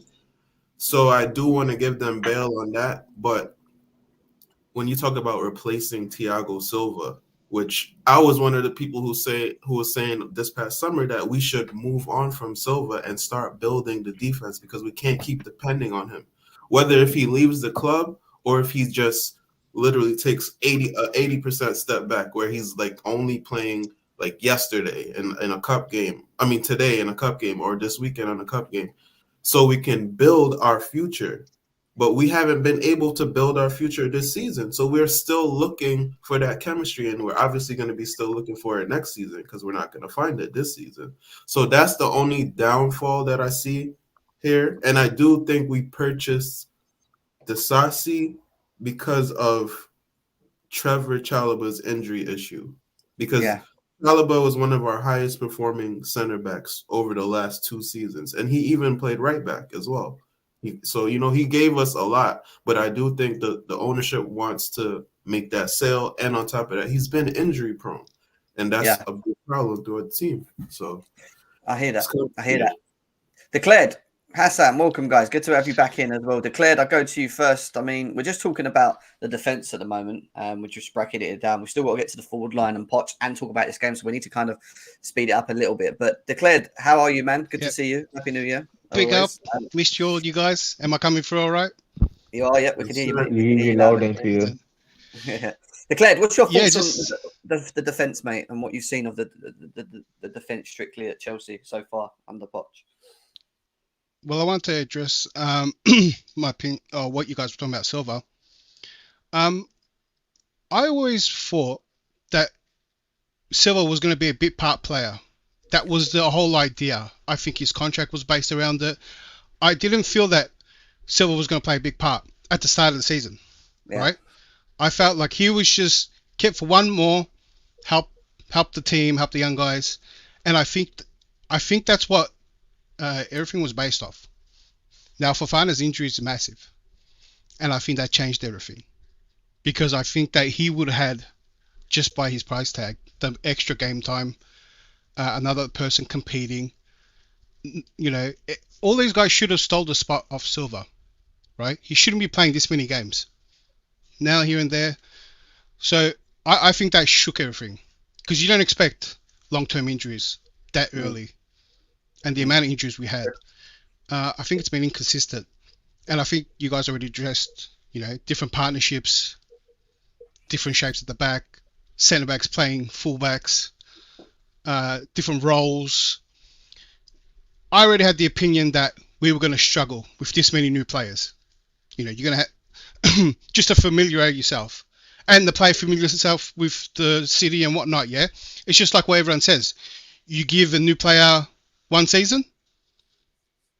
Now, do you give 12 players a season? Does Poch get a season? Do you know what I mean? By default, from giving a whole team a season, it was always going to take time, and it's even worse when you change it up all the time. Yeah. So I think we got good players, but I think we do have to enter the market. I think Fofana, for me, his development is shook. He's had 2 big years out, 2 seasons out. I agree. In the most crucial, important parts of his development years. I don't think he's going to be the same player when he comes back. I think he's going to struggle, and I think we're going to have to take a massive hit because he's on a big contract, big transfer. I think we have to not rely on him and maybe, try find someone. And I mean, that goes down to our sporting directors. We brought these guys to find gems. Not you, but to try find that defender that, that didn't cost a lot, that shines, and to make up for our big money spending. We can't just keep buying 90 mil, 100 mil centre backs that with potential. The problem is, and then we'll talk about that in another show, but is who and where do they look? And I know they're talking about the guy from Benfica who's about 50, 60 million euros, I think it was, or saying. But yeah, I agree, Declared. I was very reluctant. Not say reluctant. I was very worried about the signing of Wesley Fofana for the value that we signed him for, and people were very, let's say, disagreed with me, but they were like, "Jim, don't worry about it. It'll be fine. He's only had that one long-term injury at Leicester. It'll be good." And I said, "It's nothing to do with his talent. I think there's a good player in Fofana. I really do. I just don't think you're going to see enough of it." And that was the issue I had before we even spent the money we did. And we spent a lot of money on him. And now, like he said, he's been here for 2 seasons, and we missed him for 2 big seasons. And development-wise, that's key for a young player who's not kicking ball. And what are we meant to do? Just wait? Come on, Fofana. You'll come back soon, and, you'll hopefully keep fit, and, you won't get injured, and, we'll be able to just rely on you to be that person that we spent all that money on. I don't think we can do that. I think that's a big issue at the moment. So I agree with Declared on that. I want to also add, Jim, that I mean, just like you brought up the guy from Benfica, how long do you give him? Like, say, next season, do you give him another season, and this cycle keeps going? I'd rather just break the Premier mold League of center our back. transfer policy and get that one ready, 20, 25 plus, not too old. Someone that can almost come in and do what Silva was doing now. Do you know what I mean? I don't think you Just could ever someone find a more Silva, in my established. opinion. I think Silva's just. Oh, you're not going to find a Silva. You're just not going to find. I that just class mean player at young. someone with high experience at the back. You're not going to find Silva. We need to not shop gonna find within anyone the like him. Premier League. It needs to be a center back within the Premier League. I think we need to start recruiting a little bit clever within the Premier League. I know we got somebody from the Premier League, but Fofana's from the Premier League, but unfortunately injury prone. But I do think we need to start looking within the Premier League, not just in the defensive positions. Buy Saliba off Arsenal, that'll do. He's ready. That's 100 million right there. He is, and he's a very good defender. For as much as I don't like him, I like what Saliba does, to be quite honest with you. Hassan, go on. What are you saying, bro? Defense. What's your thoughts on it, mate? I hope you're good as well. Yeah, I hope you've been well. Can you guys hear me as well? I'm just testing my. Can hear you, bro. Can hear you. Yes, Yes, Ed. Yeah, no worries. It's been a while, guys, and what to say about the defense, really. I think a lot of you guys have covered, I think, all of the points. So I'm just gonna, I know it's gonna sound a bit of a repetition or reiteration, but as you guys were saying, it's quite a young team. And the centre-back pairings, we've always been consistently changing them. We've had Colwell left back, which is not his natural position, stuff like that. So it's little things like that where you could turn around and say, this squad's definitely going to need time. And it's just frustrating, really, because Fofana's out as well, like what you guys were saying. For how many games does he miss now? Does anyone know? 60, 70 games, something like that. Yeah, I don't think Thiago Silva is going to go this summer. I think the most annoying thing is that we're going to have to go back in the market again for a couple of positions that we still need to invest on and still need to do. And it's just frustrating, really, that I don't really know what to say about this team, but it just needs time. And the problem is these centre-backs are not really going to get time at Chelsea. And the fans are going to be on their neck, and it's just the pressure from the board and the unrealistic expectations of having to compete in the top 6 and top 4 and stuff like that. I don't think that the issue is that Chelsea usually it's never the centre backs that are the issue, and it's usually the front line. All we needed to do was to invest in the front line, but now we've got positions and other key roles and key players that are out. And I just don't want us to rely on Thiago Silva that much. It's just, of course, like he's inevitably going to be phased out. I think Fofana will probably be sold this summer as well, coming, and we're probably going to definitely get Wesley Fofana. I think he's going to be gone. There's no way we're going to keep someone like him on a high wage and give him another chance. He's had 53 he's had 53 games out injured so far. That's a season and a half. 53 Premier League games? Yeah. Yeah, that's just Premier League games probably. And that's not including I don't think you can get rid of him though. That's a year and a half. No, you can't. Well, how are you going to get rid of him? There's nowhere. I was about to say you can't sell him. How do you price him? I'm with you. I'm with you, Declared. I think that we need to just go into the market and find that ready-made center back ready to go, like when Liverpool got Van Dijk, ready to go, 25, 26 years old, let's go, and just pay the money, whoever it is. I don't care where he's from. Just find that defender, and just do it. I honestly wouldn't mind like at least 3 of those players. In like there could be a goalkeeper, one midfield, maybe a striker, just 3 of them in a team. Do you know what I mean? 26. 26. Yeah, I agree. We need the balance. There's not a good age balance in the squad right now, right? It's all just 1, 21, 22, 20, 21, bunch 22. of college kids, bro. Yeah. If they were man. They'd be straight college kids. He's been injured. You know what the funniest thing is? I think we are going to sign a centre-back that nobody likes, but he's going to be ready, proven. Like, he's not going to be a fan favourite, but I just want a centre-back that gets the job done and leads the team from the back. But There's no real top center backs. Like, sorry, John, my bad. There's no real top center backs. Look at the top 6 teams in the Premier League. Like, besides Saliba, besides Who else? Who are like the top center backs in the league right now? Yeah, that's why I said it's going to be a signing just that get a nobody dunk. likes. There's not really many. Fucking Listen, Frank Lampard was ahead of the curve, man. I don't dislike Listen, Kilman, to be honest with you. I don't dislike Kilman. Chelsea boy saying there. Kilman. What He's about not. Kilman? It's just Yeah. I don't dislike him. I just don't know if he can be a boss, right? Like, No, he's Lee, a filthy never. center back. You know, Yeah. AJ, we we don't need like a super centre back. We just need someone that Hell is no. defensive. Well, With the defensive intelligence, someone that doesn't have to do the running. We got the young guys to do all the running for him. Someone just to be there. Just what Silva's doing now.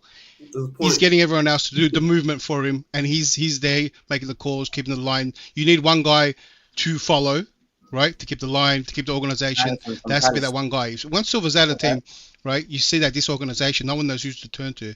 Just he doesn't have to be, the guy that does the great tackles, all that. Just someone with the mind, and that could come from an unusual player. You might be surprised. He's going to cost though. People like Marquinhos are going to cost money. And he's not that good, to be honest. He's been rubbish the last little while. The what guys about that there's some names here though. That Anderson guy from Palace is another decent name. I've seen him look good. Yeah. But if you're going to go Palace, is Gahey not a guy that we should be looking at? Bastoni is another name that's been thrown around. I hear you. I'm just saying. He's similar to like the Disasi body of shield type. I'm looking. It's just a certain. Yeah, go ahead, Joe. I said, what's the name of the centre backs at Aston Villa? I can't remember his name. He's quite good as well. Torres, Mings, Pau Torres. There's not Mings. The other one that played right back as well. He's quite good as well. Konsa. Cash is their right back. He's not though. He's a centre back, isn't he?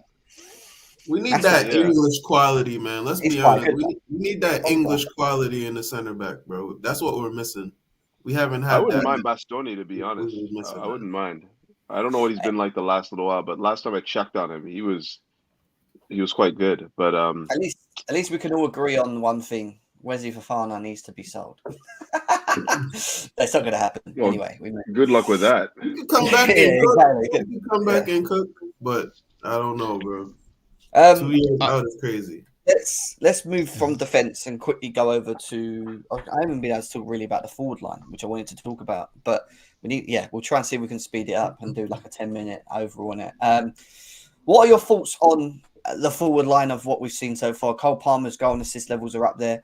Nicholas Jackson, we'll get into in a second, but if you look at his stats and his goals, he's got more goals in a lot of the top teams, the strikers and forwards in the team as well. You look at Sterling and you look at what's his name, Mudryk as well. I mean, how Poch has utilised this forward line move from what we've seen up to this point? Do you think it's more again of the fact that we haven't got that striker, and it's shown with the fact that Jackson can't do it and Brower when he's been given the opportunities? We are creating, but we just haven't got that killer. Or do you think it's more of a tactical thing again? Do you think again Poch is not getting the best out of his forward line in terms of setup and how he's again managing some of these players as well? Go on, Couch. You asking me first, man? You know where I stand on this, man. We need a striker. We need a striker. For years now, Chelsea have just been like beating around the bush, like, for lack of a better term, just like hovering around what they need and not going at it and getting what they want.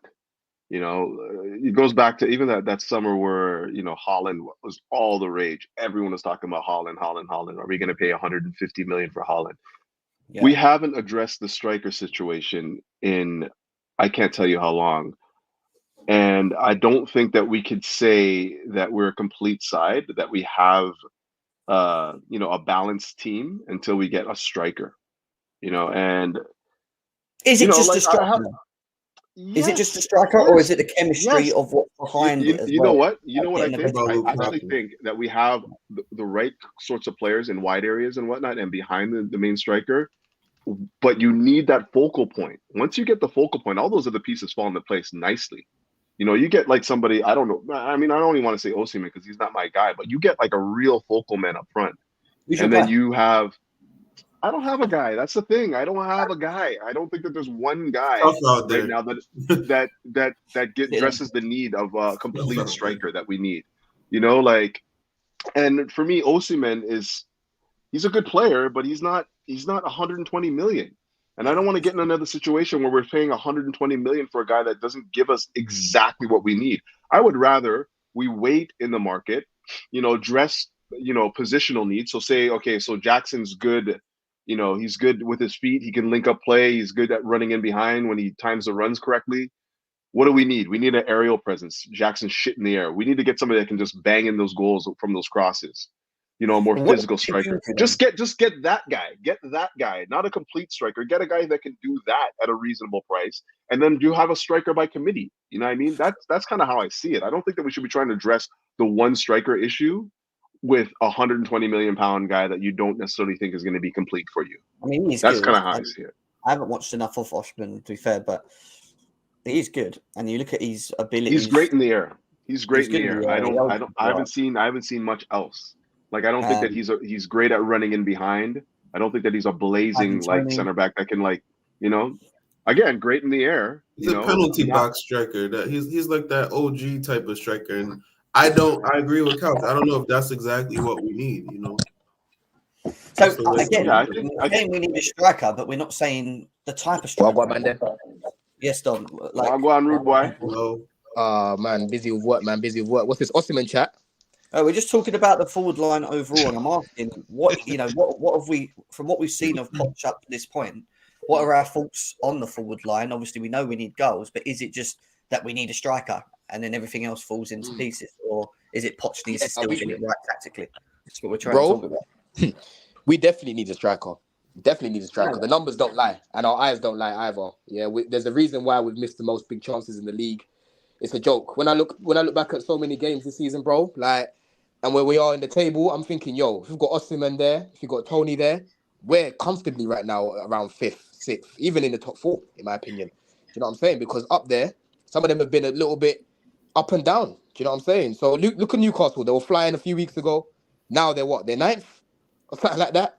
So, we definitely they got a lot of injuries though too, right? They got a lot of injuries. That's what I'm saying. We've had a lot of injuries which have played a part. But what I'm saying is there's been certain games this year where I'm looking at it like, if we just had a striker, we would have won that game, even if we scraped through it. Like, I can think of Forest, I can think of Brentford, I can think of West Ham, I can think of so many examples, bro, where it's like, if we had a striker, we win this game. But for me, I did say I preferred Tony over Osimhen. It's looking like those are the main two in the summer. The market is still a bit dry when it comes to strikers. Obviously, you've got a few more now, like what's his name, Boniface coming through and that.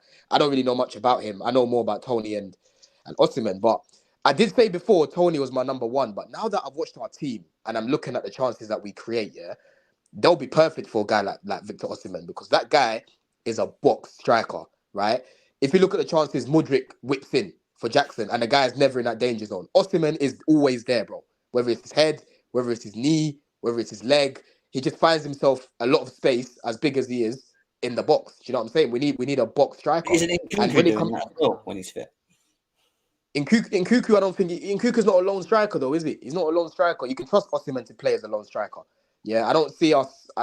For me, I just don't want to. I don't want to overuse even Nkunku in that position by himself, because I just feel like it'll be a little bit too physical in this league, and we already know the guy's breaking down as it is. So I'd rather not use him in that position, right? I'd rather use him on the left, or I'd rather use him as a 10. But using him up top by himself all the time is going to keep breaking down, Jem. Do you know what I'm saying? So for me, I'm warming more towards Osimhen, sorry, man, just because I'm looking at the sort of chances that we've been creating this season, and a lot of them, bro, have been a lot of whips, a lot of chances in the box that just aren't being taken, and I trust Osimhen to take these chances. But I don't know if I trust my manager, and we're going to get to the manager in a minute. But I don't know if I trust my manager.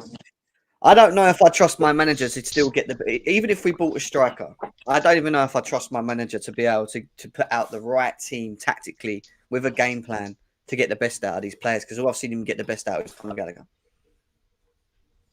Yeah. I mean, it's true.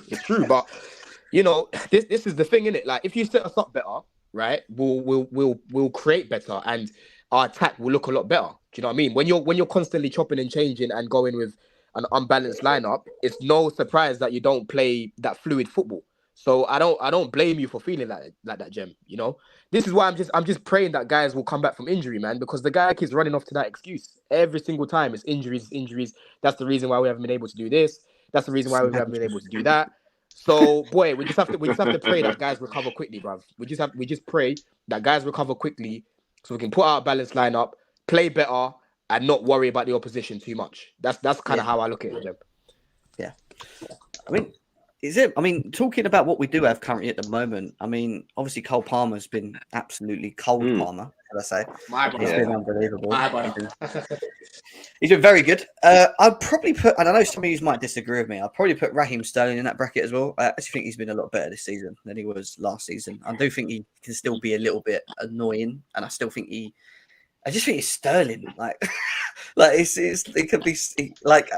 He lacks that. What he does in one game, he can be the complete opposite the next in terms of like his decision making, being effective. Yeah, and just like I don't think that he's been much different to Jackson, to be honest. Just the inconsistent performances. Like when one day you see Jackson is linking up, he's good. He's getting in the box. He's firing it in. Like I don't think the two of them are. He's only 8 years older than him. I'm not even. Yeah, exactly. I'm not even kidding. Like, I really think, and keep in mind, this is his first year in the Premier League. I don't think Jackson has been as bad as we're making out to be. Yes, he's missed some gilt-edged goal-scoring chances. Like, you golden opportunities to score goals. And I'm like, so what is it then? So for me, I've watched enough of that. Astrid Wet? I'm not going against the people that like Jackson, because I actually think that there's, like, you can see there's, like, quality in him, but I think he's just better in a deeper role, in my opinion, than he is a striker. Deeper role? Well, yeah, that's what we've been doing with him off the left, right? Playing him off the left and playing a bit more deeper, linking up the play, trying to get the ball up the pitch, carrying the ball up the pitch. Where he hasn't worked, and hasn't worked for a long time, is just playing him as a lone striker. Yep. I don't like, and this is what annoys me. This is what I don't get. We go and spend 35 million on him because he's a striker, but now to get the best out of him in a Poch system, we have to play him not as a striker, but as a deeper role, left winger or inverted forward. That makes no sense when you've got Mudryk, Sterling, and Nkunku, all these players coming back in. And yes, he holds the ball up well sometimes and carries it and links it, whatever. But once he gets in the box, I'm just like, what's he going to do? And that's my issue with him. You know, like Jim, if he was scoring those easy chances, we don't ask for a lot, right? No, just some of those chances that fell to him, there would be no issue. He wouldn't have to play in different position, right? There's not a lot asked of him, right? We know everyone was hyped in the preseason. He actually scored those goals, which preseason has no pressure, right? But I mean, if you have to make shift and put him there, we've got other people there. If he's not going to be our striker, who's going to be our striker? No one's stepping up, right? We're not playing. I mean, if you brought him in to play there, and now we're not playing him there because actually we're like, well, he's not. Is he good enough? No, it's not actually because. But Jackson shouldn't be out. Man. Like, why are we missing? Why are we missing the elephant in the room? We've had injuries. He's been moved around because we have injuries. Let's not forget that. Yeah, but you also he's not gonna be put on the left like long term in my opinion. Yeah, but he's playing Mudryk and Kunku there. Yeah, it's not gonna happen. I gotta be honest. I don't think Jackson was bought to lead the starting team. 30 million. He's raw. I think Jackson is a player that needs a lot of time, right? Yeah, I don't think he was meant to come in. I think the what happened to him was that in preseason he just scored a lot of goals and then everyone just got excited, right? That's all that happened to him. Bro, if he didn't score that, he's performed better than all of our strikers in the last 2 years. Facts. Let's just be honest. That's true. Yeah, that's not a high ceiling, AJ. You remember? Hey, I said it here, just so you guys remember. I said it here in the summer. I wanted 5 strikers as a funny joke. Do you guys remember that? 5 strikers, just because of how the last couple of seasons have been going, right? Just so we can rotate them all. Oh, you can't score? Because some of those chances, if someone can't score those chances, please, right? It's just what you guys said. This is the thing. I think if you put the ball in the box, more to Bro. I think his overall game's not as good as Jackson, but when it comes to like creating more, I'd rather have Bro in the box than Jackson. Weirdly enough, they should be fighting. You know what I don't get? This is. The problem is, I just want to add, this is a fresh canvas, right? These guys should be so hungry. No one's got a position solidified, right? No spot is automatically to a player, right? Broja and Jackson and any other player should be so hungry to make that spot theirs, right? That they should be eating these chances. The stats should be there. Yeah, What you got when you brought up, there's pressure to eat those chances. Of course, there's pressure. Yeah, so young strikers, pressure breaks pipes, man. Young strikers aren't necessarily, as much as I agree, some of these chances they should be banging, like without question. Like the one, what like he almost like when it went off his head, and it was like he's almost like defensively headed it over the bar, or like it just like he didn't even like direct it towards goal. Any sort of movement towards goal, and it's in, and it just bangs off his face and just falls away. Like I'm just like that's like a striker's instinct there is to just bang that, you know what I mean? Like, and he's not doing, like, I get it. He has a lot of things to learn, but there's no question in my mind that there's a talent there, because when you see him on the ball, his link-up play, he's not really the smartest striker, but his link-up play, his footwork, you know, all of that stuff, I think that there's something there. I think that the pressure is mounting on this guy because, you know, he's missed a lot of gilt-edge opportunities, but and there's reasons why he does the shush and all of that. Once the whole pressure around him settles down a bit and we bring in another striker to just like sort of like complement his weaknesses a bit more, I think we're going to see something from him. But I agree, Couch, but there's something with that as well. The pressure is always going to be there, and I agree, especially for young players because they don't experience that pressure, right? They need time for that, right? Yeah. But what I expect from the young players is hunger. They should be for be in every ball, be a hassle, be everything. I want them seeing hungry. I want them to see hungry to say that position's theirs, right? To get the ball, to chase down. I want to see something. I want to see hunger. And that probably goes for a lot of the position. Like I said, no spot is taken by anyone in this team. That's why I'm open to bring any other new players in, right? If we don't have experienced players, right? That means every position on this whole, in the whole team, right, is up for grabs. And pressure and all that is normal. I get it. For young players, they struggle with it. But what young players should have is that hunger to get that spot, to be undroppable for the next game. Even though I know Poch sometimes does that, right? And I blame him for that. But that's what is missing in this team, right?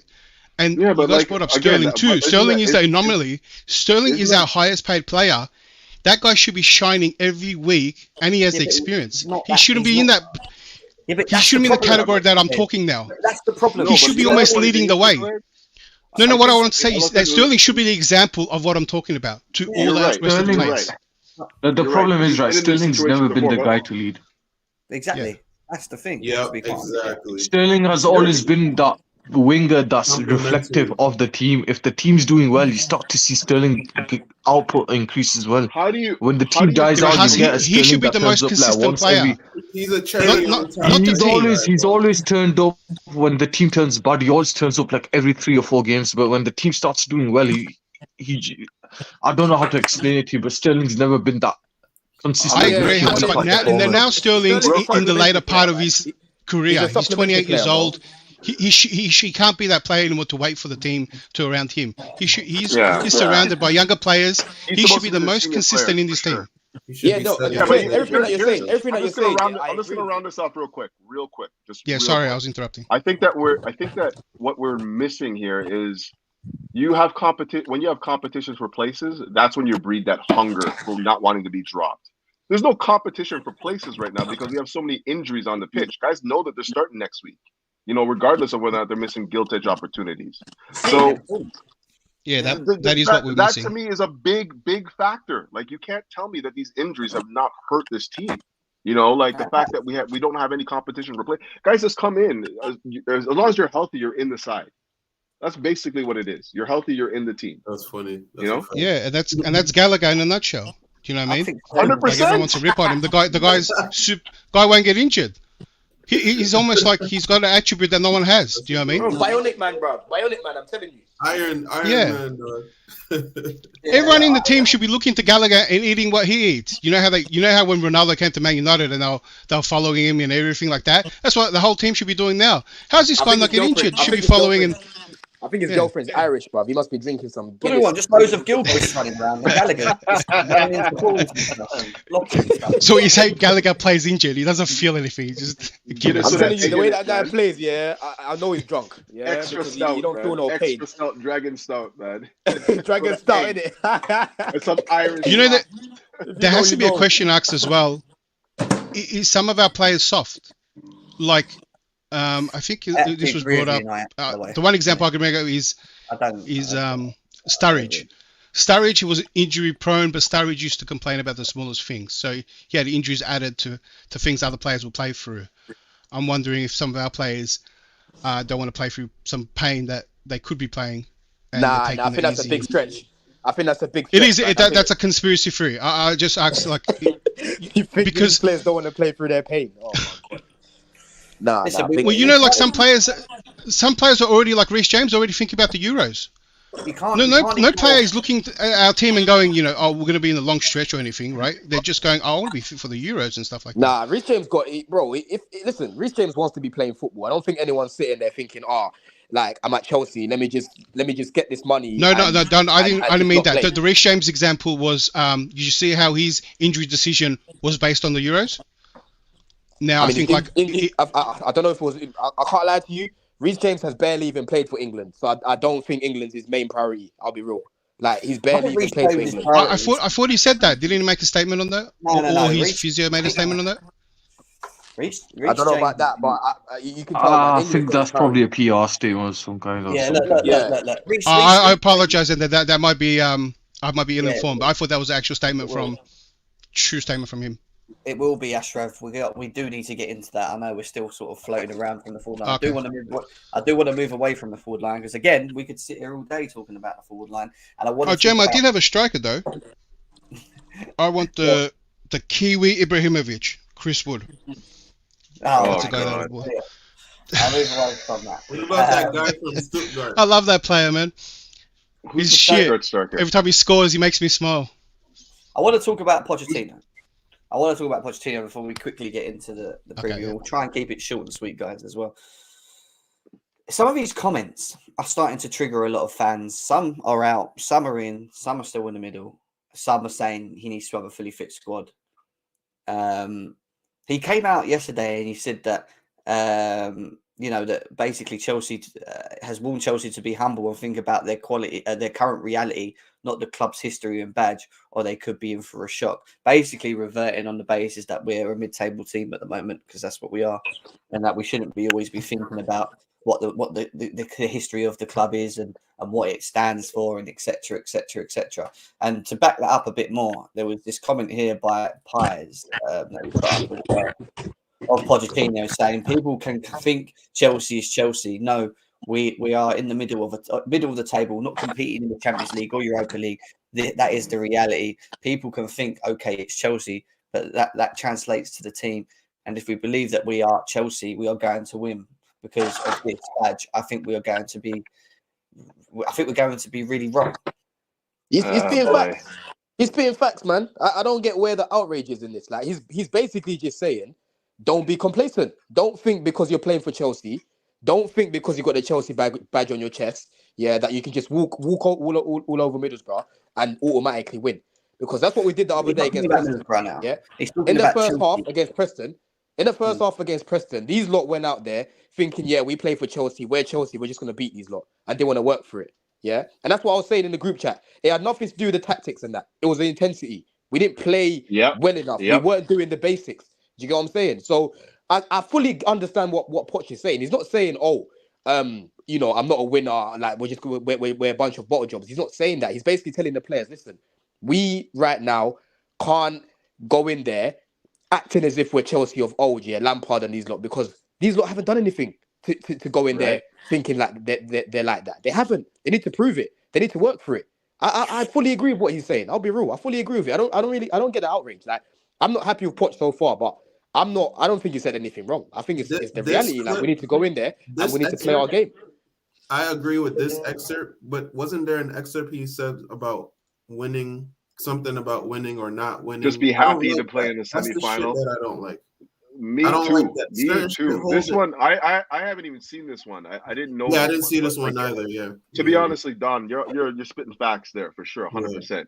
The one that I have beef with is the one where he's like, "Well, we should just be happy that we're in the semifinal and be happy." Yeah. That's not the It's mentality bullshit. of a winner to me. I don't You want to know, hear like, that. He's not a winner, though. and also, Wait, and which also, one? well, Which yeah, one? No winner.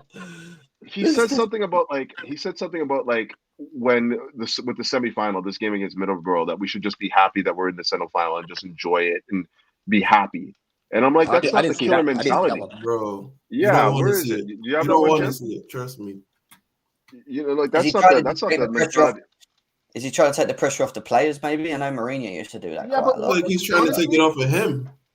or him, whatever. That's But what I'm yeah, thinking. irrelevant to all of these comments, because I've seen a lot of comments Yeah. from him where I've been a very, very you could have been very questionable. I want to talk about him as a manager on what he's doing, which is the most important thing on the pitch with the squad. What we've seen in training, are we seeing it? Have we seen it? Do we think it's a multiple things? Listen, look, we can't ignore the injuries. Count said it a number of times. We can't ignore the fact that he's had to deal with a load of injuries, and I get that. I think any manager would suffer with that to a degree. But at the same time, when we've been, say, 70, 80% there with the squad and we're slowly bringing players back in, I've kind of been waiting to see how he utilizes the squad in-game, how he sets us up, how he solves problems, when he makes the decisions to make substitutions. And all of these things for me are not been good enough. I'll be quite honest with you. I don't think I worry a little bit when I watch him. Somebody's got some feedback going on. Yeah, someone's got an echo. I don't know. Maybe declared, I think. Is it declared? It might have been done. But, Is it me? but from what I've seen of him as a manager up to this point, I'm not out. I'm not strictly out. I'm on my way. I'll be quite honest with you, to a degree, because I watch some of his. For me, it's not specifically about the character all the time and how they carry themselves and the Mourinho style, this, that, and the other. It's more about how they solve things on the pitch and what they do and how they utilize. And I know injuries has been a factor, and I get that, but I am a little bit worried from what I have seen up to this point that even if we do have a fully fit squad, he will, number one, still play players out of position, and number two, tactically with a game plan, I think we're going to still see, and we have seen, issues with the understanding of what it is we're doing in game. And when we go out and play against specific teams where it's not working, and you can see it's not working with specific individuals' levels on the pitch not being at the levels it needs to be, and you have specific players on the forward line, I'm talking about, on the bench available where you can maybe make the action, he doesn't make them actions.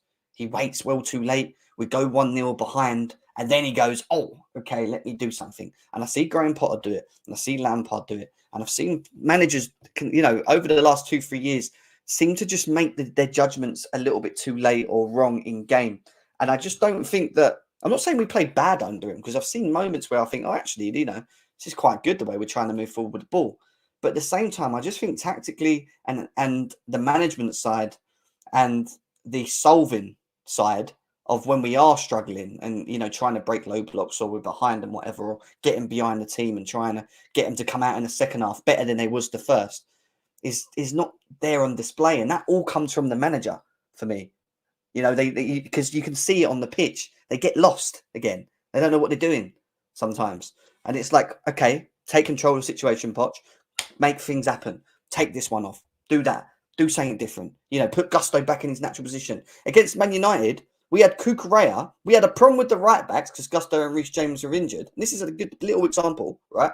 Instead of having one problem, he decides before we start the game to give us two problems and put Cucurella, who's the only left back we had left, on the right back, and then put Colwell left back. So what you've done, and give him the captaincy too, and then give him the captaincy exactly. at Old Trafford. So not only is he not solved it because you can't solve it, he's giving himself another problem anyway, which is going to completely unbalance the team. And he unbalances this team too much from what I've seen in the way that we set up. Sometimes it just doesn't look. It's not going to work. And I know even before we even start that we're going to have problems, and that's not right. He needs to solve things. He needs to I just don't know whether he's got that mentality. That's still the question mark with him. I'm not too sure if he's got it. That's all it is with him. And I will sit here and wait for Nkunku strikers to come through the door, everyone to come back fit and then see what he does at that point. But from what I've seen up to now, I've not been that impressed. I'll be quite honest with you. See here, and here's kind of where I think we need to just view it from a position of context, right? Very, very young playing staff, very, very young. We're talking about the youngest team in the Premier League. The know-how to see out matches, the know-how how to just manage the game is not there. We just don't have the experience on the pitch. That's a big factor. All right. Sure, you can say that there's tactical things that this guy's done that you could say, well, why is he doing this? This doesn't work. What all of that. But the bottom line is we have a young and inexperienced squad. So I can't really go at the manager, a manager that is supposed to be good at dealing with young, inexperienced squads and getting them to their peak level until he has an opportunity to work with these guys. We're talking about a period of 4 months.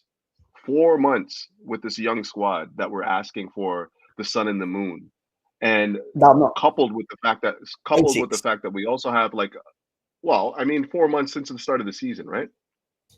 Okay, regardless, and coupled with the fact that we have a whole host of injuries that, you can't ignore.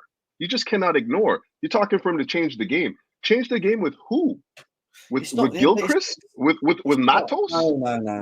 There's been that's not do on this. the bench sometimes. We've had 2 goalkeepers on the bench for we've had good enough benches, Couch. We've had good enough. I don't know about that, bro. We can go back and look. I'm not going to he doesn't use the tools well enough, in my opinion. Let me just finish my point, though. Let me just land this one point. And I think if you bring in Poch because you thought that he was good with young squads, his good management, and you want to see him take this young squad to the next level, the time to be berating him is not 4 months into the season. The time to be berating him is after the season, evaluating where we were. We already just said that if we had a striker, if we had Nkunku, those 8 or 9 points that we lost because we didn't have a striker or because Jackson missed sitters and whatnot, where would we be in the table right now? We'd be exactly where we expected to be. We said the same thing about Graham Potter. Same thing. I never said that about Potter. Let me give you the comparison here quickly, just to stay to what you said. We still created under Graham Potter. We still, created. We had high amount of XG under Potter. Oh my god! We had a high amount of Mason Mount and high. Yeah, but that's my point. That's my point. That's not the issue. The issue is not the creating and needing the striker. We do need the striker. I get that. Someone that's going to. I don't think that we created under Graham Potter. But my issue is the style and identity. I want to see what he's trying to do. Okay, but when are you going to see? Okay, so this season where I don't know what. I don't think even the players know what we're doing and how we're going to break a team down. Yeah, because they're young. They still have to learn. Yeah, but they've all Couch, this is the thing. Couch, what you're saying, Couch, is spot on. What you're saying is true, yeah? There isn't just one person to blame. It's not just all on Pochettino right now. No, but I have to agree with Jem as well at the same time, because there's been games where guys are fit, yeah, and he can put out a balanced lineup and he chooses not to do it. There's been games where he's been a little bit too reactive, like against Brentford, yeah, waiting for them to score first before deciding to take the Sarsi off. You're literally putting Madueke out there on the right by himself, letting him get doubled up. When I was at the bridge, I'm literally watching this guy, yeah. I know he's not a right back. The guy's not even trying to break lines. He's not even trying to jog. Yeah, he's literally just there as a body. But then what does Poch do in the second half? He starts panicking, like Jem's saying, and then he brings on Reece James. And now it's a little bit too late. So end of the day, I have to agree with what Jem's saying at the same time. As much as, yes, we've missed chances, there's certain games where if we had Nkunku, we win these games or whatever, or we draw or whatever. At the same time, tactically, this guy has not been good enough. And you guys know I wanted Poch. He hasn't been good enough, bruv. I don't care if it's 4 months, 5 months, you can show us something. Why can Ange show Spurs something within 4 or 5 months? Because he has a more veteran squad. He's had an injury crisis as well. He's had an injury crisis. There's had loads of Exactly. injuries. Yeah, Bro, everyone's but, had he's got a more veteran everyone's had squad. injuries. That's But why. guess what? You know, Yeah, you know, and so did Potter as well. Hold on, hold on. I'm about to call you Poch now, Couch. Hold on, Couch. Yeah, like with Poch, yeah, with Ange, sorry, yeah, he hasn't ignored and left his principles. Yeah, I get it. And Cuckoo got injured, yes, but that doesn't mean that you throw away your whole plan and start making it overcomplicated for these guys. Do you know what I'm saying? Stick to the basics. Why is it that we could barely even see Maatsen the whole season? Right? You're telling me about height, He's not but then we ready. still concede set pieces and corners every other week, every other game, right? Or every game, in fact, right? So end of the day, like it's a bit of both with missed chances. The players have to take responsibility for that, and at the same time, Pochettino has not been good enough. So I think we're trying to focus on one thing too much. It's everything, bruv. Right now, it's the collective It's and the everything. owners as well. It's Yeah, 100%. that's what I wanted to I agree say, with that. because the subs that you talked about is very minor to the bigger picture. I agree that I wanted to see a style of play, right? But there's too much cogs in the wheel here that to make that happen, right? That's why I almost say I'm not sure if Poch is trying to implement it. If he's failing at that or not, because of the players, some of the mistakes they made, or they don't understand their role, or the players aren't playing well, right? So we don't know for sure if he is trying to get a style of play, and the injuries is a factor as well. Once you change the fullbacks, then it's a domino effect on each other's roles, right? A fullback can't go up anymore. He's got to go the distance. Someone's got to cover this area. It's a domino effect. I don't think we've seen, right, the way he wants to actually play. And I don't think these players are doing that well yet to execute it. So we can't say definitely that he's not trying to get a style of play in yet, right? Potter, on the other hand, he had a team that already knew how to play. They've been in different styles of play, right? It was very easy to implement, right, on how he wanted to play. They just didn't want to play for him. There's a big difference in comparison, right? 100%. So we can't be certain, right, that Poch is trying to get this style of play and the players aren't playing the roles right. You missed the point. My point is clearly this. I watched us at Wolves away, all right? We lost 2-1. Yeah, all right, but I think Badiashile made a mistake when he came on from one of the goals or whatever. Oh yeah, that's just a small thing. Whatever. He just made a little mistake. It just happens. It did, but this happens every game, bro. It And then Sterling's 3-0 and doesn't pass it to the right for a banging goal. Individual errors. We know about that. We know about the individual errors that occurs in our team. It's probably proportion of why we concede so many goals is because we fall asleep or players fall asleep in moments, and I get that. Going back to what I'm saying about Poch is even in that game, when we went behind, right, I remember talking in that game in the chat and saying, he needs to change it. What's he waiting for? What's he waiting for? What's he waiting for? What's he waiting for? Right? And he didn't. And then guess what? The inevitable happened. They dominated the second half and they went and scored. And do you know what he did? He put on every forward that we had available, took off the pivot in the midfield, a defender, right? And then put them all on and just went, go, do it. Put Gallagher's the lone six on a yellow card. Was that like two players? That's my There was thing no with game Poch. plan. There was no idea of trying to work how we're going to get back in this game. It was just, shit, panic, go, all get on there. And that's what he kept. But Jem, but can I ask, at this point in that game you talked about, did you feel confident of anyone coming off the bench to make that impact? Just to add to that, yeah. Sorry, Jem, the irony of it is, yeah, this guy, when he needs to win the game or come back here and get some points or whatever, he then runs off to the players that he doesn't trust. Why not just start them in the first place? Exactly. Why not Run just off start the them in the players first that he place? doesn't trust. Hold on. Let me just Don't trust these guys, bro. You have nothing. You have nothing on the bench but the players that you don't trust. That's the point. That's why he. What do you mean he runs to them? The point is put out a balanced lineup. That is the point. Put out a balanced lineup and you'll play better. Only thing I'm going to say right now, and I this is the one point that I will concede, is when you can't coax great performances from your best players. So your best players are not your best players, and I'm talking about the big name players that we're talking. The name players. When you're not coaxing those performances out of those players, and you're relying on Gallagher to get you through matches, that's a problem. Okay, 100%. That is a big problem. 100%. He needs to be able to get the best out of the Enzos, out of the Caicedos, out of all these guys. Like that's the only thing that I can beat him with right now, because I'm not seeing enough from those guys, and that's a direct response to him not giving them the or just coaxing those performances out of them. right? But But everything else you guys are saying right now, like as far as like, oh well, he didn't bring these guys on, he didn't bring this guy on, and this is like the bench is a mess right now. We have 2 goaltenders on the bench almost every game. but You know what I say mean? He had about he had That- that's- We have Gilchrist on the bench. Like it's just like I don't understand what you guys are expecting. How do you I mean, change you're not the game? understanding what I'm player. saying. That- When Hey, you're that a was my manager, point. Couch, what do you're you missing get the point. paid to do? What do you I get am paid to missing do the as a point, manager? obviously. Couch. What do you do? So if something's not working, what are you as a manager meant to do with your squad?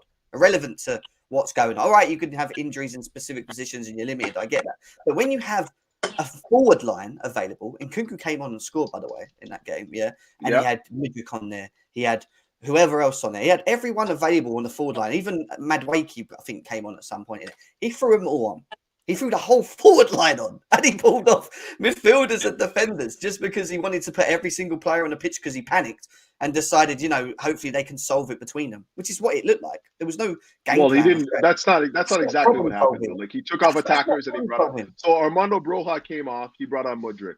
He took off Leslie. He brought on Nkunku. He took off Levi Colwell. He brought on Ian Maatsen. He took off Malagusto. He brought on Badia Shield. He took off Jackson and he brought on Madwake. So I don't know what he did. So what do you mean? It wasn't just like But he just threw a bunch of let me attackers. let me just expand the point. It's a mess. Let me What's the expand the idea? point. What's he doing? Let me expand the Yeah, point. but, I'll go after you, AJ. There's a statistic for Chelsea this season that we have not gone into halftime behind the whole season. We haven't gone into halftime behind. Yet, how many losses do we have in the Premier League? Let's have a look. 8, isn't it? 8. We have 8 or 9 losses, right? That's crazy. So if we're not going into halftime losing the game, why do we have 8 losses out of 20 games? Because we got like Gilchrist and Matos and 2. No. You can't change the game. You're better than that. You're better than that. You're better than that. You're better than Don't do that. You're better than that. You're better than that. You're better than That's that. only 45 minutes. These players don't need to get subbed after 45 minutes. So I'm not going to Gilchrist and these guys. Those guys are coming in 70, 80, 90 minutes. When it's So who's on the 45 bench for minutes you, of a halftime. Who's on the bench for you? Bro, before we even get to the bench, to the bench, let's talk about the tactics and the tweaks that we're making to the team that's already out there, right? Because the subs don't mandatorily happen at halftime. They happen, between the hour and 70th minute mark. So we're getting done up at some point in the second half. Most of these losses that we have, that screams that, okay, we might not have the best bench, but Pochettino is not doing enough with what we have. You have to work. Yeah, you can make that argument. For instance, that's one of the main problems. That's one of his main problems, bro. What did Klopp do? Yeah, with but his the problem youngsters? when you say that, But you still have to look at the injuries as well, right? AJ, land. Just to wrap it up, Klopp and Arsenal versus Liverpool yesterday or 2 days ago. Liverpool didn't have their best team. Then Klopp bring on 2 youngsters and they started cooking up Arsenal late in the game. So it doesn't really matter what players we have. Of course, it matters to a certain degree, but the tactics and the way you put your team out and the instructions that you give them is what's going to get you through the second half. Yes. AJ, let me give that's Wait, Don, can I come in here too? I was waiting for AJ. That's spot on as well because, bro, when Klopp put on those youngsters, one of them came on at right back and he shut off Martinelli. Martinelli was cooking Trent, but that right back, the guy came on at right back and shut him off. Yeah. If you guys remember, what game was that? I was actually at the Bridge against Brighton. Yeah. We held on to the win, the 3 points for that game. Yeah. When we had 10 men, he brought on Maatsen. Yeah. And put him on the right hand side. Maatsen locked up Matoma, bro. Like he done very well against Matoma. And then what happens in the next game? Nowhere to be seen. But for that game, you called on him. You saw that he helped because Disasi at right back was struggling. Disasi went back to centre back. Maatsen played at right back, which ain't even his position. He plays at left back. Right? And they done a good job.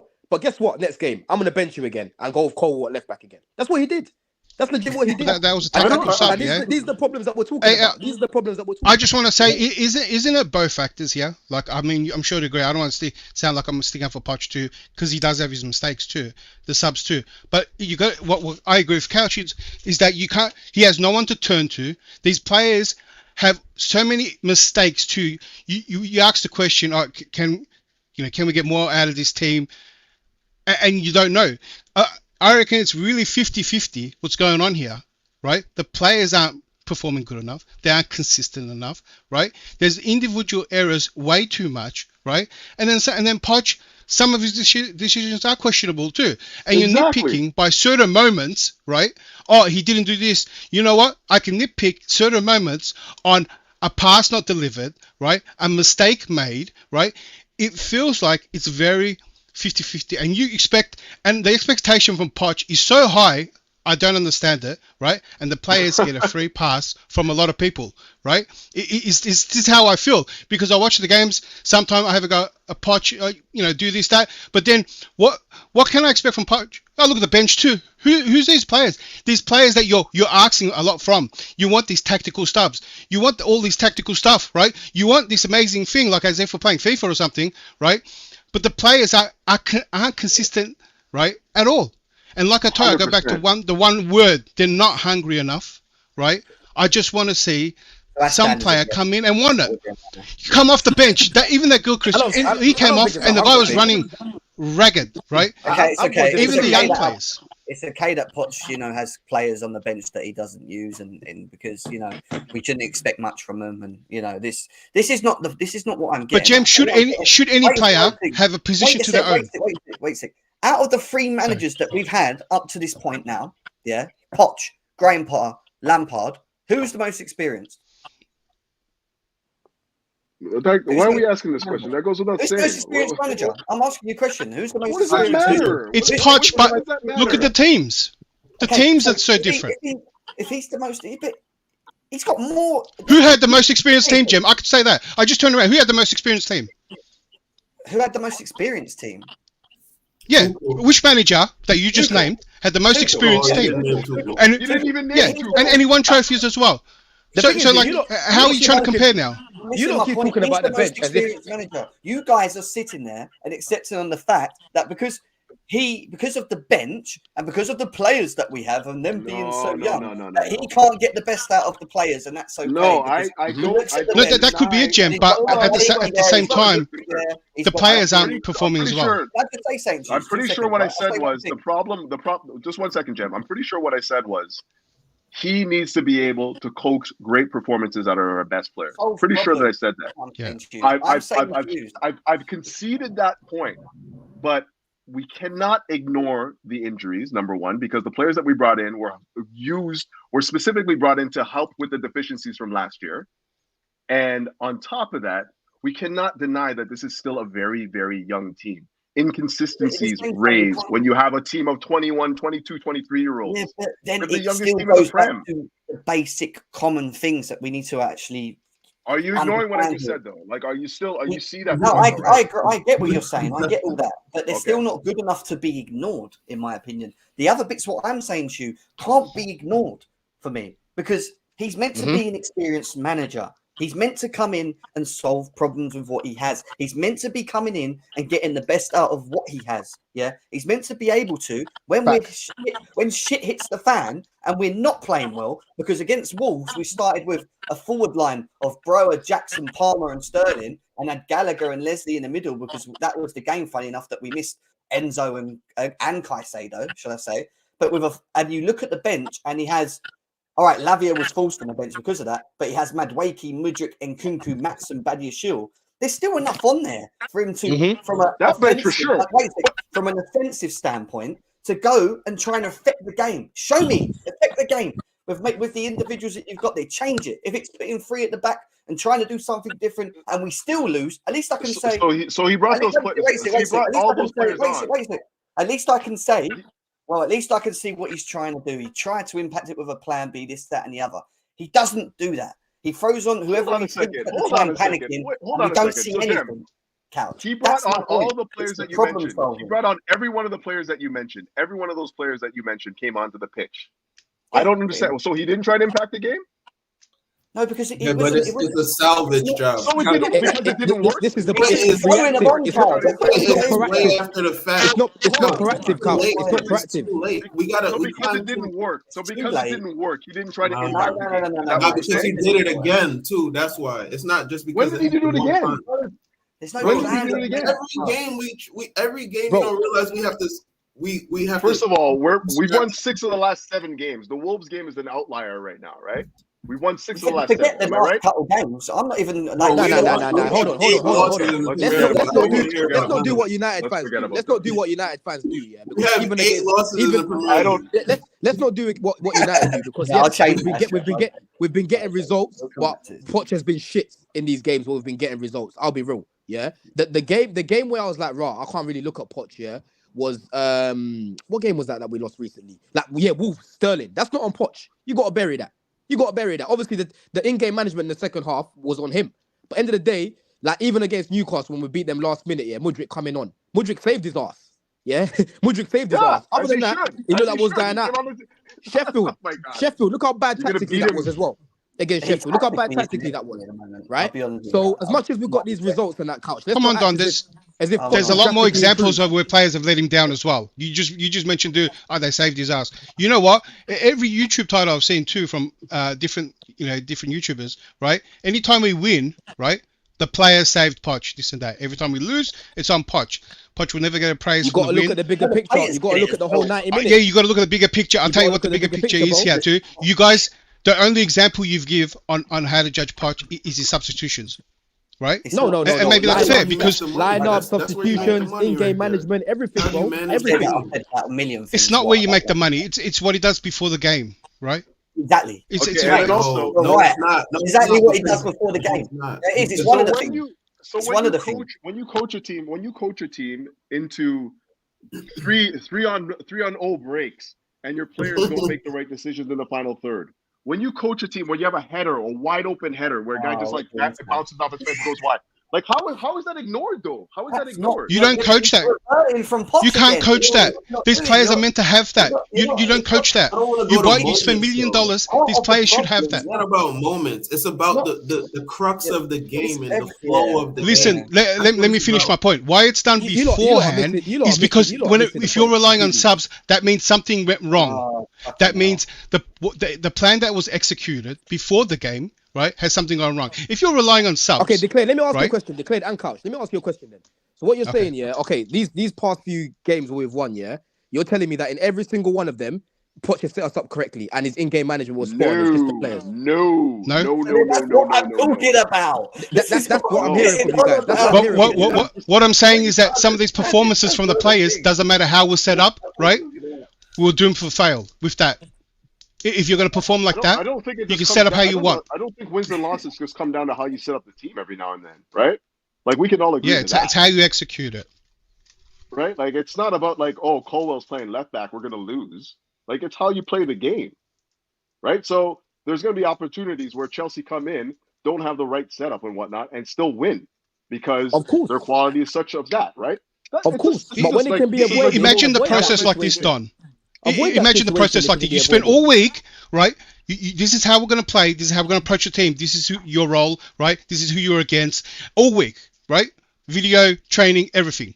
Come on the pitch, you don't do it. You don't do what you've been doing all week, right? You buckle. Pressure hits you, right? Or they had a better plan, right?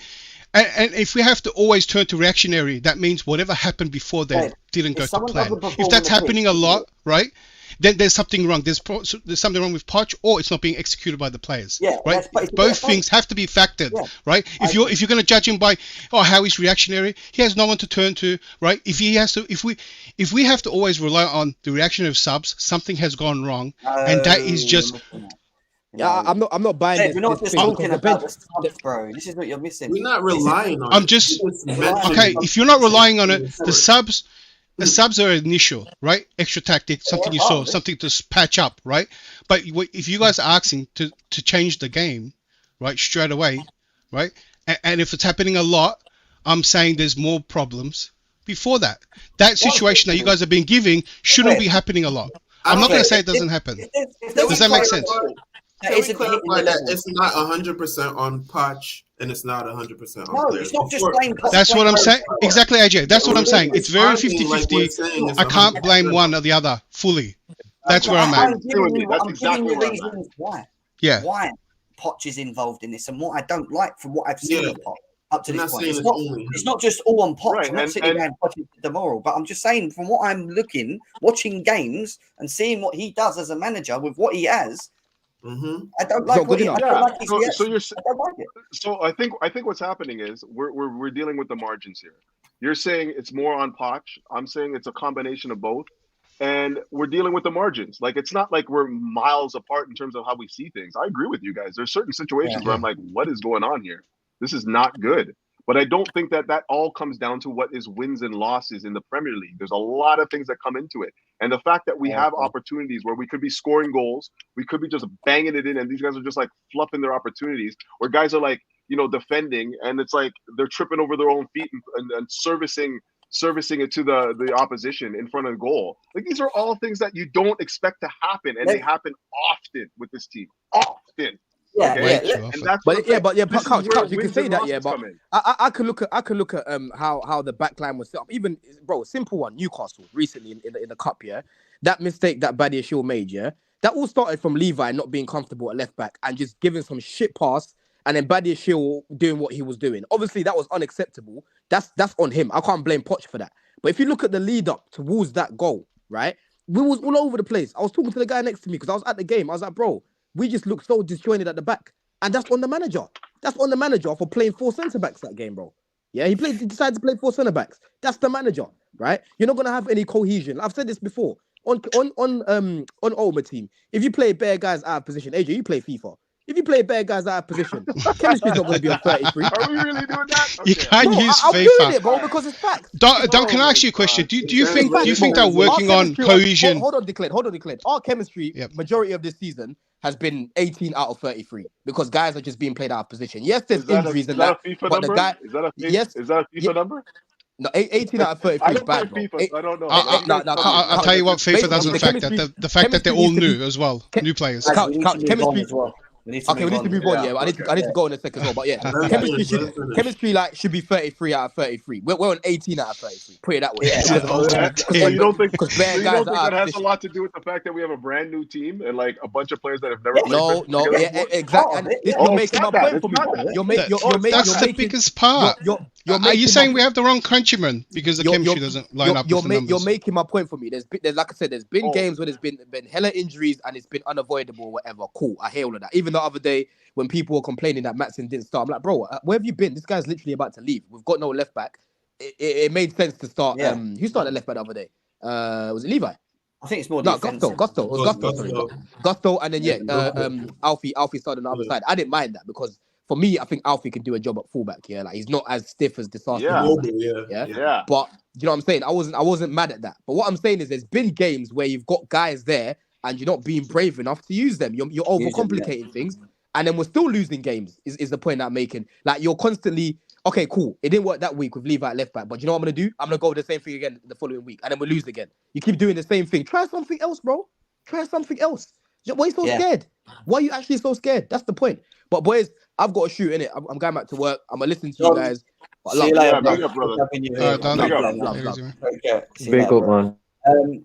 Guys, I want to just quickly read this out and go on to the game because I didn't realize we've been on for 2.5 hours. Jesus. That happens when I been haven't on been for long, that's why. Exactly, I haven't been on in ages. I need to go as well at work. C Nyack says, bare minimum, I'm asking Poch to put these players in positions to succeed. Then if they miss it on them, it's on them. Consistently, we all can agree, hasn't happened. Yeah. Exactly. Yeah, I agree. I agree with that. I agree with that. I would say that consistency is something that you get from more veteran squads, right? Like you get more consistency. Wouldn't a from good players test that have be been in when all our players are fit? Hopefully, 100%. One day. 100%. You're never going to get that. I'm telling you now. This club's never going to get that. I mean, I was asking that question. Do you think at one time of the season we can get almost everyone fit to actually see? Because then I could really, really start watching the tactical bit that I'm doing to you guys now, which is maybe a bit too much now, but it's just the way I look at the game. I rate all these things. I watch managers closely. I look at what they do in game, how they solve, how they set us up, what we're doing on the pitch, how we play. Like I like watching. I really observe when I watch us. Like it's just the way I look at and things. so do I. But I also think that like we're putting a lot of expectations on players that are not even close to ready. Like we want to be top four. No, we I want to agree be winning cups. Like these guys are not ready for that, man. And we're expecting the sun and the moon from these guys that are just like babies.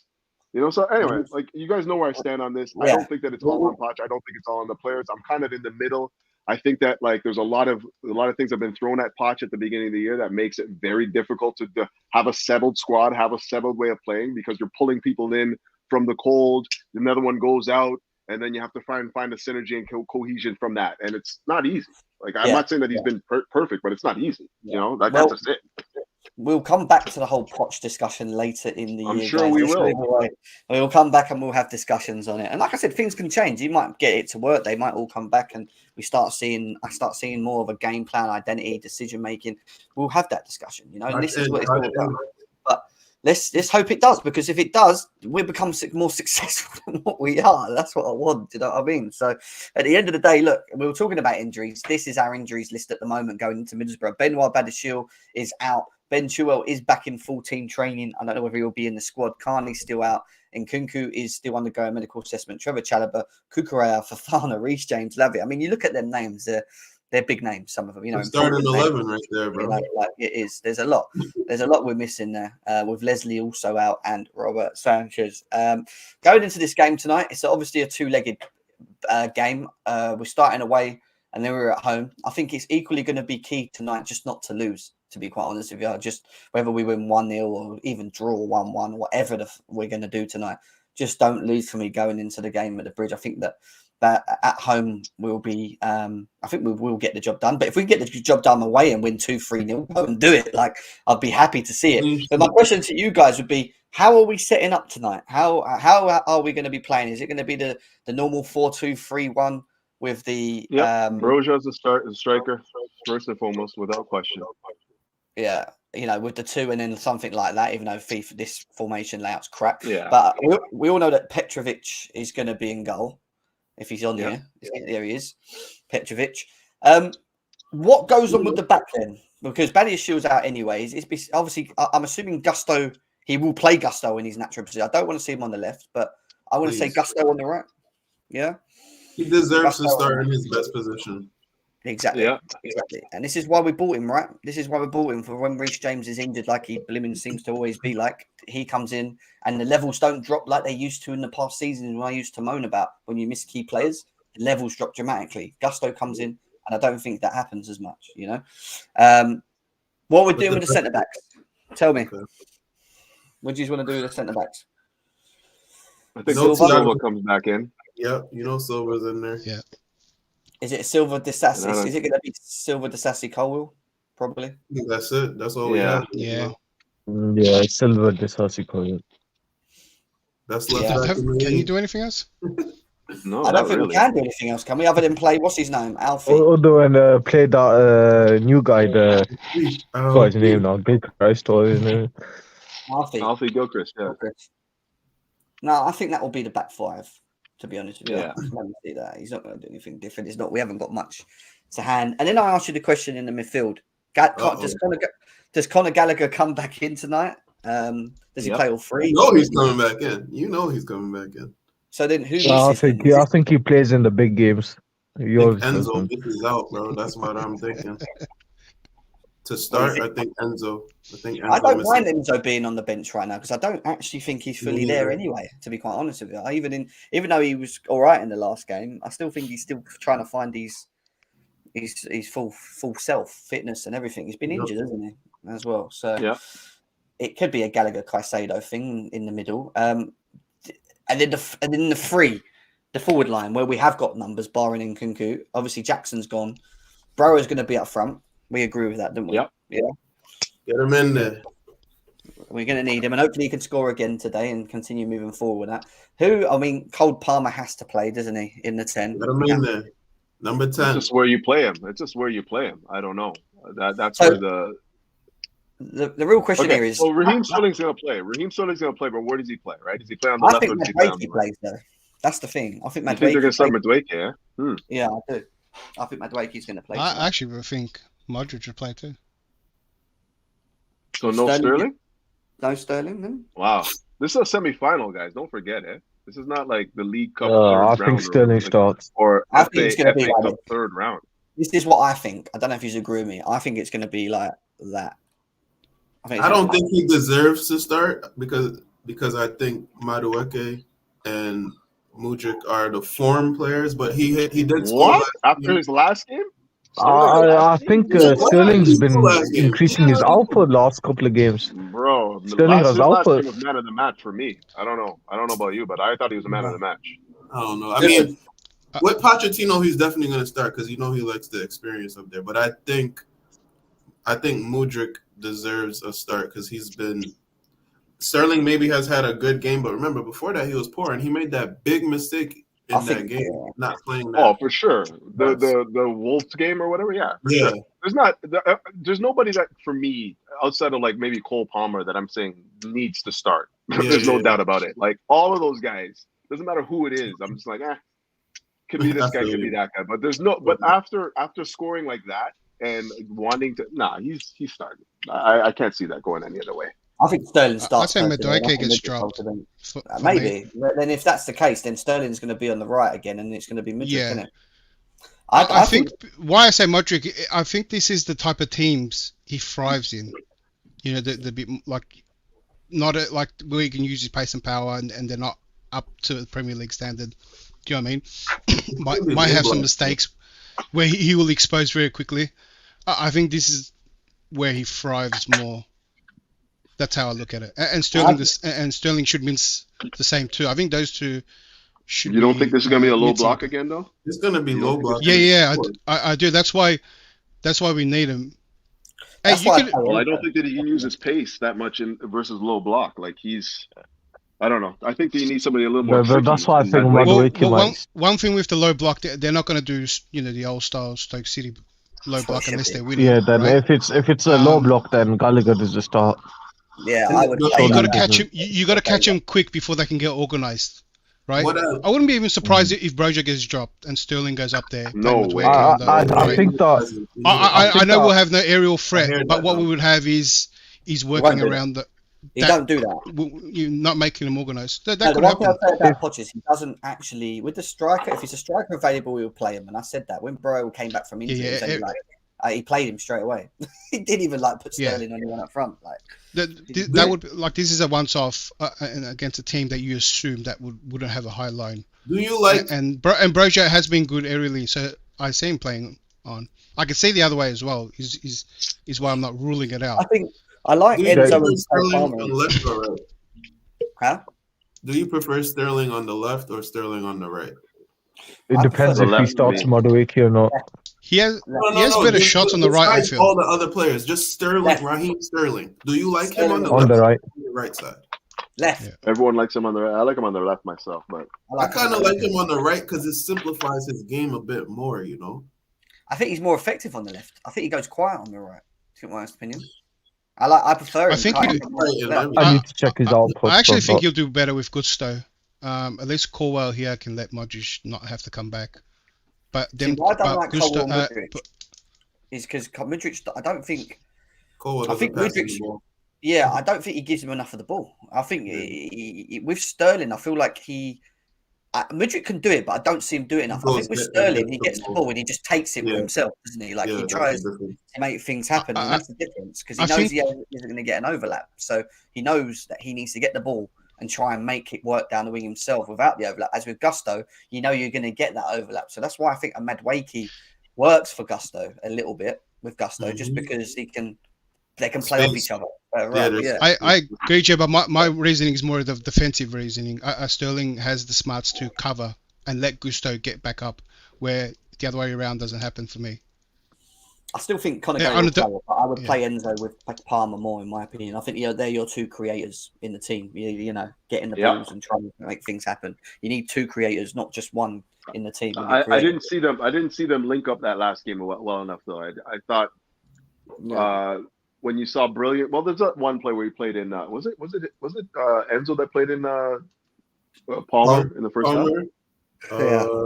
I think so. Was it? Yeah, it was Enzo with a little beautiful chip over. Everyone was like, "Wow, what?" Yeah. So, other than that move, I didn't see anything where they were like, there's like a connection between the two of them. Like I still see it. Guys, I'm not gonna lie to you, man. I need to see more, man. I just need to see more in Me so too, many mate. different positions, like connectivity, like understanding of each other on the pitch. Yep. Some sort of like synergy, like chemistry, like none of that. I don't feel like we have enough of that in the squad right now. Like nowhere. I think me and Jem had Yeah. mentioned that, Enzo and Caicedo, I think they need to work on their connection during the game way more than they have now. Yeah. But then I also think that Mm. goes to a little bit, and I know again you might disagree with me. I also think that goes a little bit with tactics. I'll be honest with you again. I don't think when I watch them, I don't watch them as like that all the time. There was moments in the game where they're like that and they're like next to each other, they pass ball, whatever. But I feel when we're on the counter that Caicedo's always the one that's left behind and Enzo's all the way up there. And then when we get countered on, it's like shit, no one's in the midfield. It's just Caicedo trying to like break up the play or Sterling running back. Enzo's always way on the left side though. Like he's You get what I mean? Like as when he was, it's a bit There different, could be a Jim. number of reasons for that. There could be when a he was number of under reasons. For that. when he was under Graham Potter, he was more the deeper, but closer with someone all the time, and he was receiving a lot of the ball because he kept getting the ball deep. Linking play with Kovacic or whoever was next to him more, and then he was more on the ball. Do you get what I mean? It was more of a close pivot than what we do play under Poch. I don't think it is as a close of a pivot. Yeah, but we're also scoring more goals under Poch too. But with that said, I'll say this: the reason why I could be a number of reasons. We can build from the back with a double pivot, with Caicedo and Enzo in tandem. Then when we're looking to probe in the final third, who do you want to go forward? I want Enzo to get a little bit further forward, right? Yeah, I agree. The problem that I have with that right now, and that's basically what's been happening. He gets into the box. He's the one that's making those late runs and whatnot. But the problem that we're running into is when we get to that position and we don't, actually create a chance or we get it turned over, we're getting counterattacked, and Enzo doesn't have the the ability to get back into position, right? So we're exposed in the middle. But I don't know. I still think that we're still in good stead, even with that tactic where they're not necessarily always in tandem with each other, because we're in control of the ball 60, 70, 80% of the game sometimes. Can you do that better, Couch, with an actual sitter, but Caicedo a little bit further forward on the right and Enzo a little bit further on left? So if Enzo makes them runs in the box, you always know that Caicedo and Lavia, for example. Lavia, sure. That's the whole. Yeah, but Jim, that's not very... Not always tactical.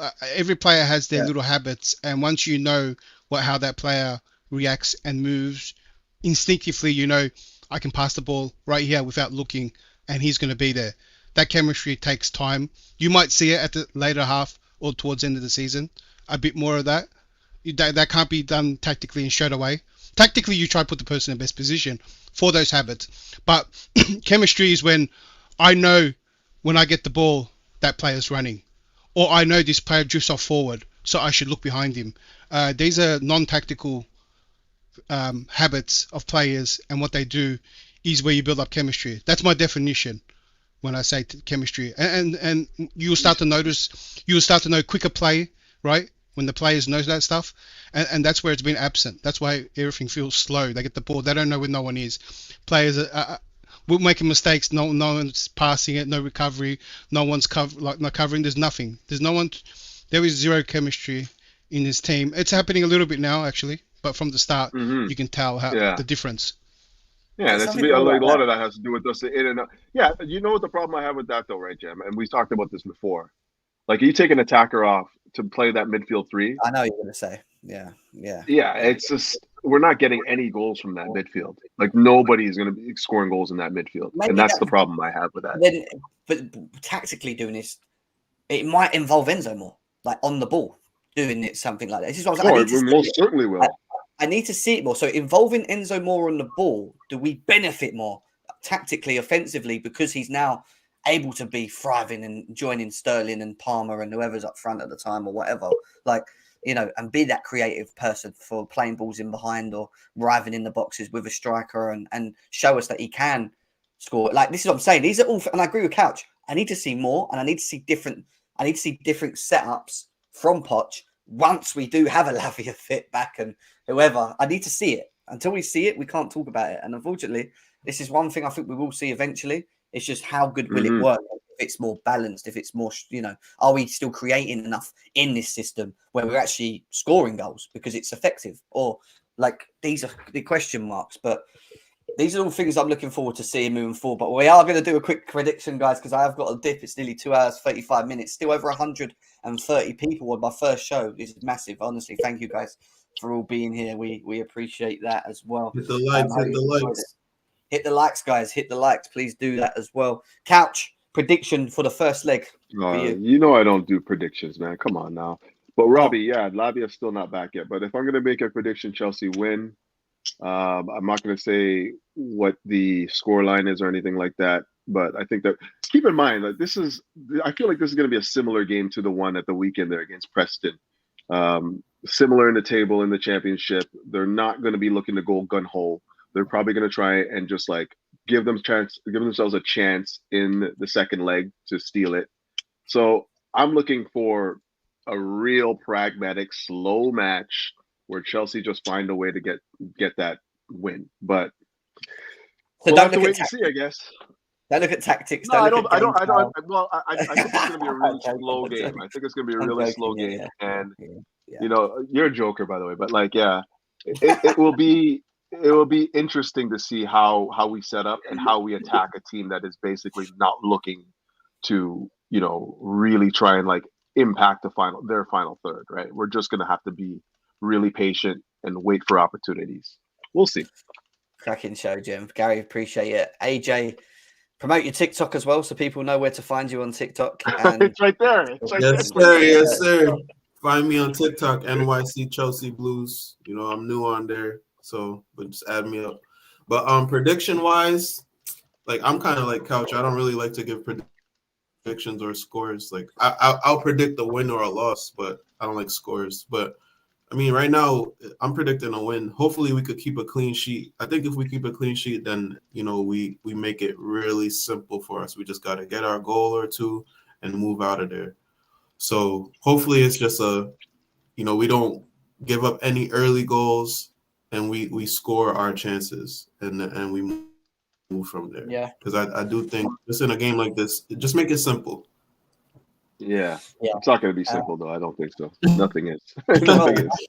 Aston Villa only about won, didn't they, against them in the FA? I mean, again, how much toll and effect that took on them in that game as well? That's another thing as well. No individual mistakes. Oh my God, please. No individual mistakes as well.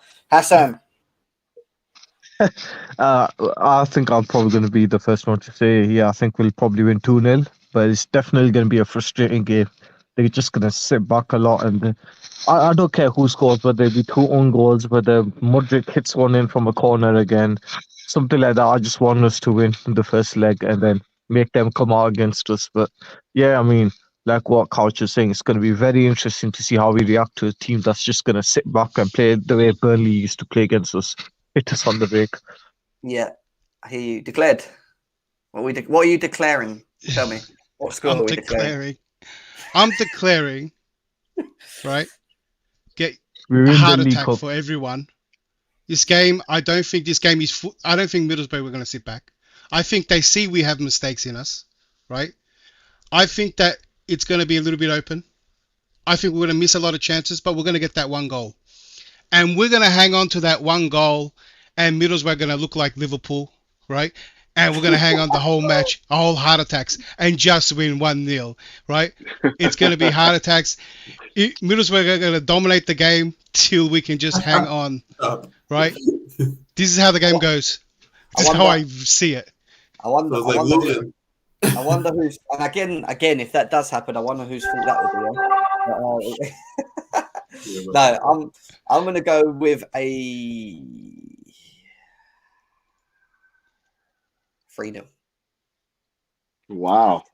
I think we're going to come out the block. Posting a 3-0 in a semi-final. I think we're going to come out the block. First leg too, Couch. First leg. If he plays the lineup that I have in my head, I think we're going to win this. And I think we're going to score, actually, for once, quite early as well. And they're going to have to come out. And once they come out... That's a lot of predictions there. When they come out, which they will have to, because if they've gone for their low block thing, which I think they're going to do, I think then we just keep opening up. And I think Burrow's going to score tonight. as well. I've got a feeling he's going to put one at the back of the net. But no, my luck, it'll be 3-0 Middlesbrough, and we'll be sitting here tomorrow talking about how. Yeah, we'll be like Poch Thursday again. Poch out. Listen, I always have confidence in my team. I never go against it, even when we have been as crap. I'll still say we'll win.